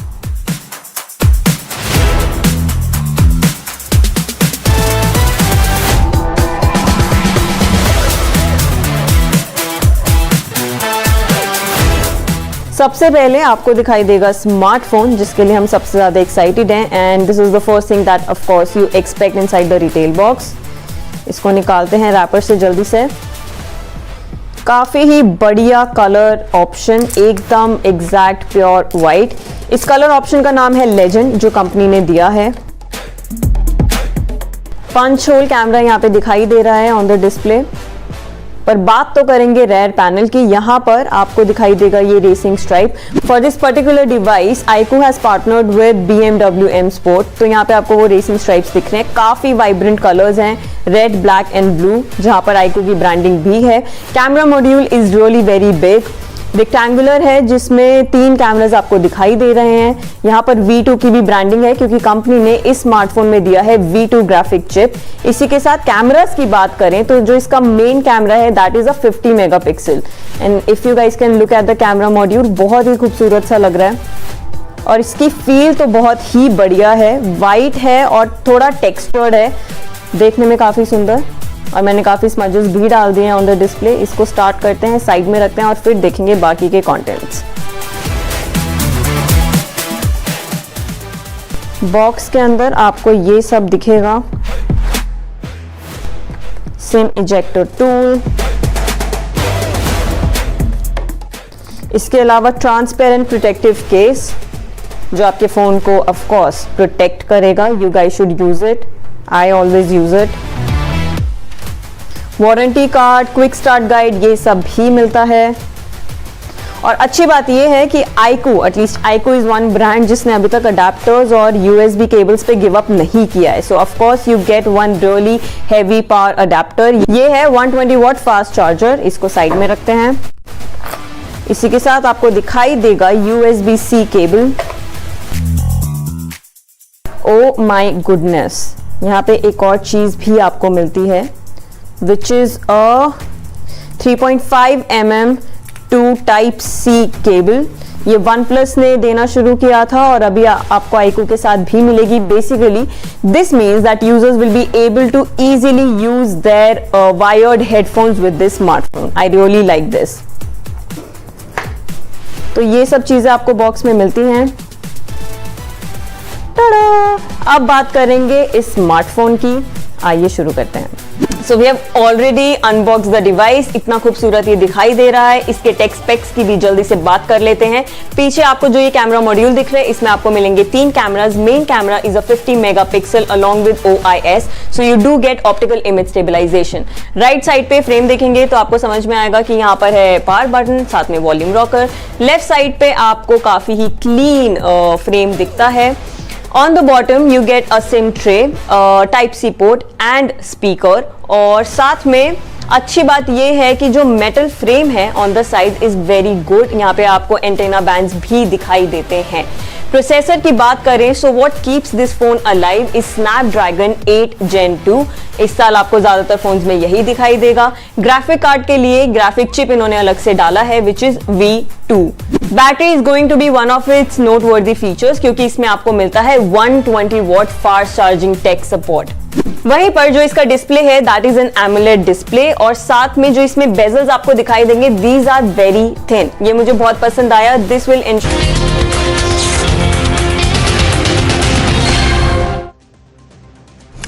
And joining me today on the budget is Mr. Ashwini Vaishnav, केंद्रीय मंत्री हैं, union telecoms, IT and railways minister. Ashwini Vaishnav ji, the first question everybody is asking is, do you think this was an election budget? Was there a great temptation कि आप चुनावी साल में जा रहे हैं, 2024 के चुनाव हैं और इस साल 9 राज्यों के भी चुनाव हैं, तो एक पॉपुलिस्ट सा बजट सबके लिए कुछ ना कुछ हो। लेकिन ऐसा बजट देने के बावजूद समवेयर और द अदर एक लाइन रखी गई है कि बिल्कुल सब कुछ लुटाना नहीं है, फिस्कल डिसिप्लिन भी रखा गया है। इसके पीछे की सोच क्या थी? What's the thinking behind this union budget of 2023? If you look at all the budgets that Honorable Prime Minister Shri Narendra Modi ji's government has presented so far, there is a very clear vision, there is a very clear thought process, there is a very clear economic strategy behind it. In today's world, where the entire world is facing so many challenges, Hindustan एक bright spot की तरह उभरा है, ऐसा सारी दुनिया आज बोल रही है। आज का जो बजट प्रेजेंट किया गया पार्लियामेंट में, उसमें प्रधानमंत्री जी के इसी विजन को बहुत क्लियरली आगे ले जाया गया है। अब इस बजट से भारत ब्राइट स्पॉट तो उभरा है ही है, अब दुनिया का ग्रोथ इंजन भारत बनेगा, ये पहली बात। दूसरा पॉइंट ये, समाज के जो वंचित मार्जिनलाइज सेक्शंस हैं उन सब सेक्शंस के लिए एक बहुत ही संवेदनशील तरीके से, बहुत ही टेक्नोलॉजी का उपयोग करने वाले तरीके से, बहुत ही दूरगामी परमानेंट चेंज आए in people's lives, good transformative change आए, वो सब सोच के बजट को बनाया गया है। अश्विनी वैष्णव जी, मेनी पीपल आर सेइंग कि सब्सिडीज पर बहुत अटेंशन पे किया गया है। फर्टिलाइजर सब्सिडी, फूड सब्सिडी तो थोड़ी बढ़ी है, लेकिन पेट्रोलियम सब्सिडी नीचे आई है। लेकिन सबसे बड़ी बात कि मनरेगा में जो एलोकेशन है उसको कम कर दिया गया है, और विपक्ष का कहना है कहीं ना कहीं मनरेगा में एलोकेशंस कम करने का मतलब है कि ये गरीबों के लिए, रूरल एम्प्लॉयमेंट के लिए, स्पेशली एट अ टाइम जब बेरोजगारी एक बड़ा चैलेंज है, ये थोड़ा सा इनसेंसिटिव बजट है। आज विपक्ष को आप क्या जवाब देंगे? विपक्ष के जितने विद्वान हैं उन सबको ये चीज़ समझ में आनी चाहिए कि मनरेगा डिमांड ड्रिवन स्कीम है। डिमांड ड्रिवन स्कीम में जितनी डिमांड आती है उसके हिसाब से एलोकेशन होता है। मनरेगा के एलोकेशन को एक बिल्कुल अननेसेसरी फसाड बना के विपक्ष पेश कर रहा है। आप देखिए, गरीबों के लिए, एम्प्लॉयमेंट के लिए, क्या आवास योजना में जो एक्स्ट्रा एलोकेशन किया गया है प्रधानमंत्री आवास योजना में, क्या उससे रोजगार जनरेट नहीं होगा? इंफ्रास्ट्रक्चर के लिए 10 लाख करोड़ का जो आवंटन हुआ है, इससे अगर कोई भी एस्टिमेट करे, economists can do a better job on this, close to 1 crore 20 lakh jobs will be created. आज आप देख रहे हैं प्रोविडेंट फंड का अगर डेटा उठा के देखें, because of the growth oriented and employment oriented policies of prime minister Narendra Modi ji, today the net job, मैं नेट बोल रहा हूँ, जो कि माइनस हुए और जो रीजॉइन किए और नए, इन सब का net job addition provident fund में जो हो रहा है, that is almost 15 lakh per month. 15 lakh per month, it's not a small number. विपक्ष पहले अपने गिरेबान में जाके पहले देखे कि कैसे उन्होंने पॉलिसी पैरालिसिस का एक देश को जकड़ के रखा हुआ था। आज उससे देश बाहर आके प्रधानमंत्री जी के इन 8 वर्षों के कार्यकाल में एक मजबूत अर्थव्यवस्था की तरह उभरा है। हर एक वंचित वर्ग को अगर आप देखोगे, चाहे उज्ज्वला स्कीम देखिए, जनधन देखिए, आवास योजना देखिए, उजाला देखिए, रेहड़ी पटरी वालों के लिए स्वनिधि देखिए, हर एक section, every marginalise section has been given what their due is and a transformative change is being brought in their lives. हर जगह टेक्नोलॉजी का उपयोग है। एग्रीकल्चर में देखिए, आज जैसे हमारा डिजिटल इंडिया स्टैक को दुनिया भर में एक्सेप्ट किया गया है as the best in the world, आज उसका equivalent platform public private partnership में एग्रीकल्चर के लिए माननीय वित्त मंत्री जी ने बजट भाषण में उसका पूरा उल्लेख किया। आर्टिफिशियल इंटेलिजेंस के लिए सेंटर्स ऑफ एक्सीलेंस, 5G के लिए 100 लैब्स, 100 लैब्स, किसी दूसरे दुनिया के किसी देश में 100 लैब्स नहीं होंगी। ये जो इतना फॉरवर्ड लुकिंग रेलवे के लिए रिकॉर्ड एलोकेशन, जिससे कि 1275 स्टेशंस को रीडेवलप किया जा सके। पिछले साल 3000 किलोमीटर कवच किया था, इस साल 5000 किलोमीटर कवच किया जा सके। World class Vande Bharat train, अभी रिसेंटली मैं डेवोस किया था, तो डेवोस से ज्यूरिक ट्रेन में बैठ के आया। स्विट्ज़रलैंड में जो ट्रेन्स चलती हैं उनको अगर कंपेयर करें, डेफिनेटली हमारी Vande Bharat train ride quality में इक्वल है या बेटर है। साउंड में जो अंदर नॉइज़ लेवल होता है उसमें इक्वल है या बेटर है। एक्सेलरेशन में सर्टनली बेटर है। तो एक ये जो इंडिया के हमारे जन जन की जो आकांक्षा है, हमारे मिडिल क्लासेस की जो आकांक्षा है, उन आकांक्षाओं को पूरा करने वाला भागीरथी प्रयास है। अमृत काल का पहला बजट है। Definitely this will lay a foundation for a developed country bye developed India by 2047। Ashwini Vaishnav ji, you spoke about the allocations for railways. 2.4 lakh crores, 2.5 lakh crore का allocation है, लेकिन लोगों को कुछ उम्मीदें थी कि शायद सीनियर सिटीजन्स के लिए कोई टिकट फेयर्स में कोई कंसेशन होगा सीनियर सिटीजन्स के लिए, लेकिन वहां तो फेयर हो चुके हैं इस वक्त डायनामिक। लोगों का सवाल और पब्लिक के सवाल आ रहे हैं, उसमें यह सवाल पूछा जा रहा है कि सुविधाएं भी, सर्विसेज भी डायनामिक होंगे। सर्विसेज बहुत अच्छे तरीके से बढ़ रही है। आप पिछले 8 साल में देखिए, रेलवे स्टेशंस पे क्लेanलीनेस, पैसेंजर एमिनिटीज़, जगह जगह एस्केलेटर्स, जगह जगह लिफ्ट्स, जो वेटिंग एरियाज़ हैं उनको इम्प्रूवमेंट, अच्छी टॉयलेट्स, हर तरह से पैसेंजर एमिनिटीज़ स्टेशंस पे इम्प्रूव हुई है, सिग्निफिकेंटली इम्प्रूव हुई है। आप कहीं से भी किसी भी पैसेंजर से आज पूछ के देख लीजिए। मैंने पर्सनली कम से कम 500-600 पैसेंजर्स को पूछा है। कई बार मैं ऑर्डिनरी ट्रेन्स में जाके पैसेंजर्स के साथ इंटरेक्ट किया हूँ। मोदी जी ने जिस तरह से रेलवे का ट्रांसफॉर्मेशन किया है, आज सोचो हिंदुस्तान में कभी सोचा जा सकता था कि वंदे भारत जैसी ट्रेन हिंदुस्तान के इंजीनियर्स डिज़ाइन करके बने। ये जब पीएम साहब ने इतना ट्रांसफॉर्मेटिव अप्रोच लिया है, उस अप्रोच में अब बहुत फोकस रहेगा स्टेशंस के रीडेवलपमेंट का, जिससे कि 1275 बड़े स्टेशन जैसे न्यू दिल्ली स्टेशन है, अहमदाबाद स्टेशन है, छत्रपति शिवाजी टर्मिनल है, इस तरह के बड़े स्टेशन, बैंगलोर कैंट है, इस तरह के बड़े स्टेशन को, और मीडियम लेवल के स्टेशन जितने भी हैं, पुरी स्टेशन है, जोधपुर स्टेशन है, जयपुर स्टेशन है, मीडियम स्टेशंस और छोटे स्टेशन, 1275 स्टेशंस का डेवलपमेंट का काम तेज़ी से चल रहा है। ये एक ट्रांसफॉर्मेटिव चेंज है। वंदे भारत अभी तक केवल चेन्नई में बनती थी, आईसीएफ चेन्नई में। इस साल वंदे भारत का प्रोडक्शन लातूर में भी होगा, सोनीपत में भी होगा, रायबरेली में भी होगा। तो एक रैपिड प्रोडक्शन, उसको रैंप अप करना, जिससे कि पैसेंजर्स को बेटर से बेटर फैसिलिटीज़ मिले, अच्छी से अच्छी फैसिलिटीज़ मिलने लगे। कवच 5000 किलोमीटर इस साल लिया जाएगा। हाइड्रोजन ट्रेन इस साल डेवलप हो रही है। दिसंबर 2023 तक भारत में डिज़ाइन, भारत में निर्मित हाइड्रोजन ट्रेन रोल आउट होगी।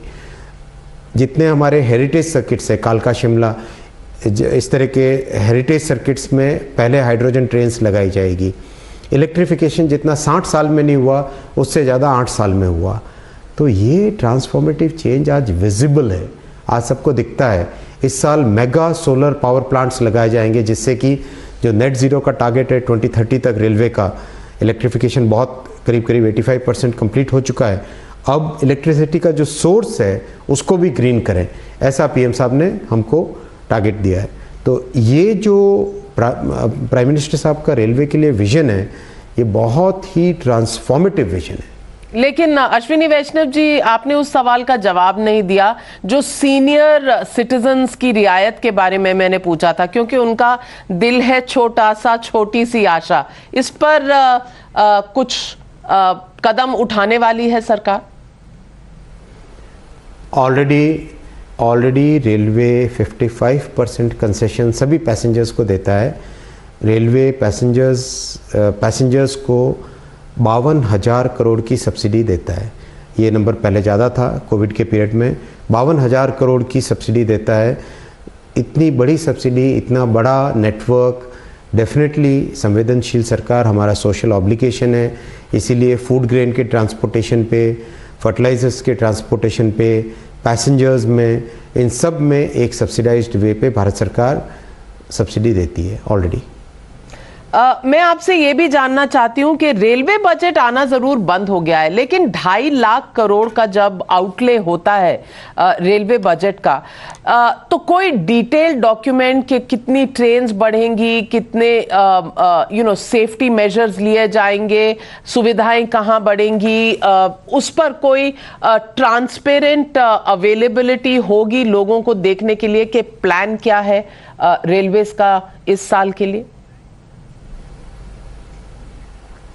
हाँ, बिल्कुल होती है। जब डिटेल डिमांड फॉर ग्रांट्स पेश किया जाता है, उसमें एक एक प्रोजेक्ट का विवरण होता है, एक एक प्रोजेक्ट का अप्रूवल पार्लियामेंट से लिया जाता है, और ये प्रोसेस बहुत ही ट्रांसपेरेंट प्रोसेस है। Detail demand for grants 3rd फरवरी को पेश किया जाएगा, डेफिनेटली उसमें कंप्लीट डिटेलिंग उसमें आ जाती है। We had done a dipstick survey yesterday on social media and about 50% of the respondents, 50% लोगों का, पब्लिक का ये कहना था कि इन्फ्लेशन, महंगाई और बेरोजगारी, अनएम्प्लॉयमेंट, ये दोनों मुद्दे जो हैं ये सबसे ज़्यादा चुनौती वाले हैं देश की जनता के लिए। आपका बजट इन दोनों मुद्दों को कैसे एड्रेस करता है? इन्फ्लेशन अभी आप देख रहे हैं वर्ल्ड में जिस तरह की जियोपॉलिटिकल सिचुएशन है, उस जियोपॉलिटिकल सिचुएशन को अगर आप देखें, यूएस में 40 साल में हाईएस्ट इन्फ्लेशन है, 8% प्लस, अब थोड़ा सा कम होकर 7 पॉइंट समथिंग आया है। यूरोप में, यूके में, दुनिया के सभी देशों में अगर आप देखेंगे, because of Covid, because of the conflict in Europe, एक मैसिव जियोपॉलिटिकल चैलेंजेस से गुजर रही दुनिया। ऐसे में प्रधानमंत्री जी के फोकस्ड इंटरवेंशन के कारण इन्फ्लेशन आज हिंदुस्तान में मॉडरेट है, कम अंडर कंट्रोल है। Compare to US 8%, Hindustan 5.9%। तो ये बहुत ही केयरफुली हैंडल्ड सब्जेक्ट है जिसमें संवेदनशीलता के साथ काम किया गया है और उसका रिजल्ट भी दिखाई देता है। ग्रोथ प्रोड्यूसेस एम्प्लॉयमेंट, और आज अगर आप देखें दुनिया के ज़्यादातर देशों में 1.2% ग्रोथ रेट्स हैं और हिंदुस्तान में 7% ग्रोथ रेट है, जो अगर हम समकक्ष अपने इक्विवेलेंट इकोनॉमीज़ को देखें। मैं आपको ये जानकारी देना चाहूँगा कि आज के बजट में ग्रोथ, इन्फ्लेशन, संवेदनशीलता के साथ समाज के हर वर्ग को और 2047 तक हिंदुस्तान डेवलप्ड नेशन बन के उभरे, उसकी फाउंडेशन रखी गई है। और इस बजट से दुनिया में हिंदुस्तान ग्रोथ इंजन बन के उभरेगा।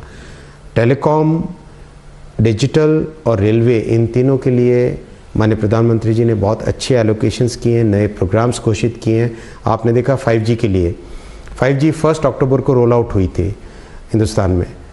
हमने टारगेट लिया था कि मार्च 31 तक 200 शहरों को कवर करेंगे। ऑलरेडी फरवरी के फर्स्ट वीक में 200 से अधिक शहर कवर हो चुके हैं। World over this is the highest, the fastest deployment of 5G technology. आज बहुत ही महत्वपूर्ण प्रधानमंत्री जी ने बजट में इंक्लूड किया एक initiative, 100 5G labs. Imagine how powerful India will become in 5G technology because of this initiative. साथ ही साथ AI के लिए, डिजिटल इंफ्रास्ट्रक्चर में जो पेमेंट में जो इंडिया की सक्सेस रही है, कोविन में जो सक्सेस रही है, पब्लिक डिजिटल प्लेटफॉर्म्स बनाने से, उसी सक्सेस को एग्रीकल्चर के लिए, उसी सक्सेस को लॉजिस्टिक्स के लिए एक बहुत ही फार रीचिंग थॉटफुल बजट है। मैं अश्विनी वैष्णव जी, आपने कहा कि भारत में 6% से कम है इन्फ्लेशन। नजरिया है देखने का, क्योंकि you know the per capita income in United States and Europe is nowhere comparable to countries like India. We are at $2,200, they are at $70,000 per capita. तो कोई कंपैरिजन तो है नहीं दोनों देशों के बीच में। लेकिन मेरा आखिरी सवाल आपसे ये है, आप इस बजट को चुनावी बजट कहेंगे, क्योंकि 9 राज्यों में चुनाव है और लोकसभा इलेक्शंस भी हैं अगले साल, और ये आखिरी बजट था जो कंप्लीट बजट कहा जा सकता है, क्योंकि अगले साल वोट ऑन अकाउंट होगा। विपक्ष का कहना है हर साल की तरह इस बार भी कि बजट में कुछ नहीं था।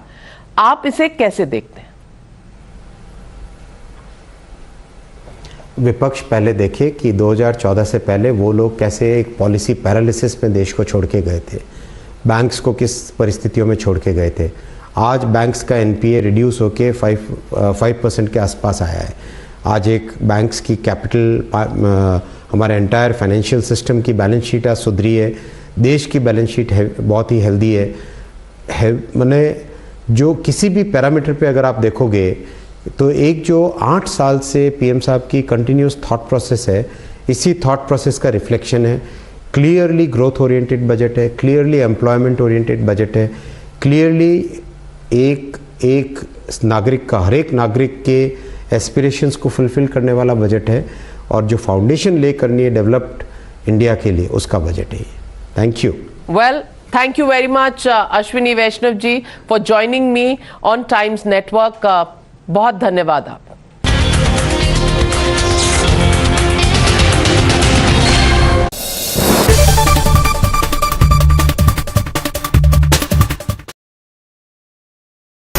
IQ 11 हो गया इंडिया में launch and without wasting anybody's time, it's time to unbox this device. But before I do that, allow me to introduce myself.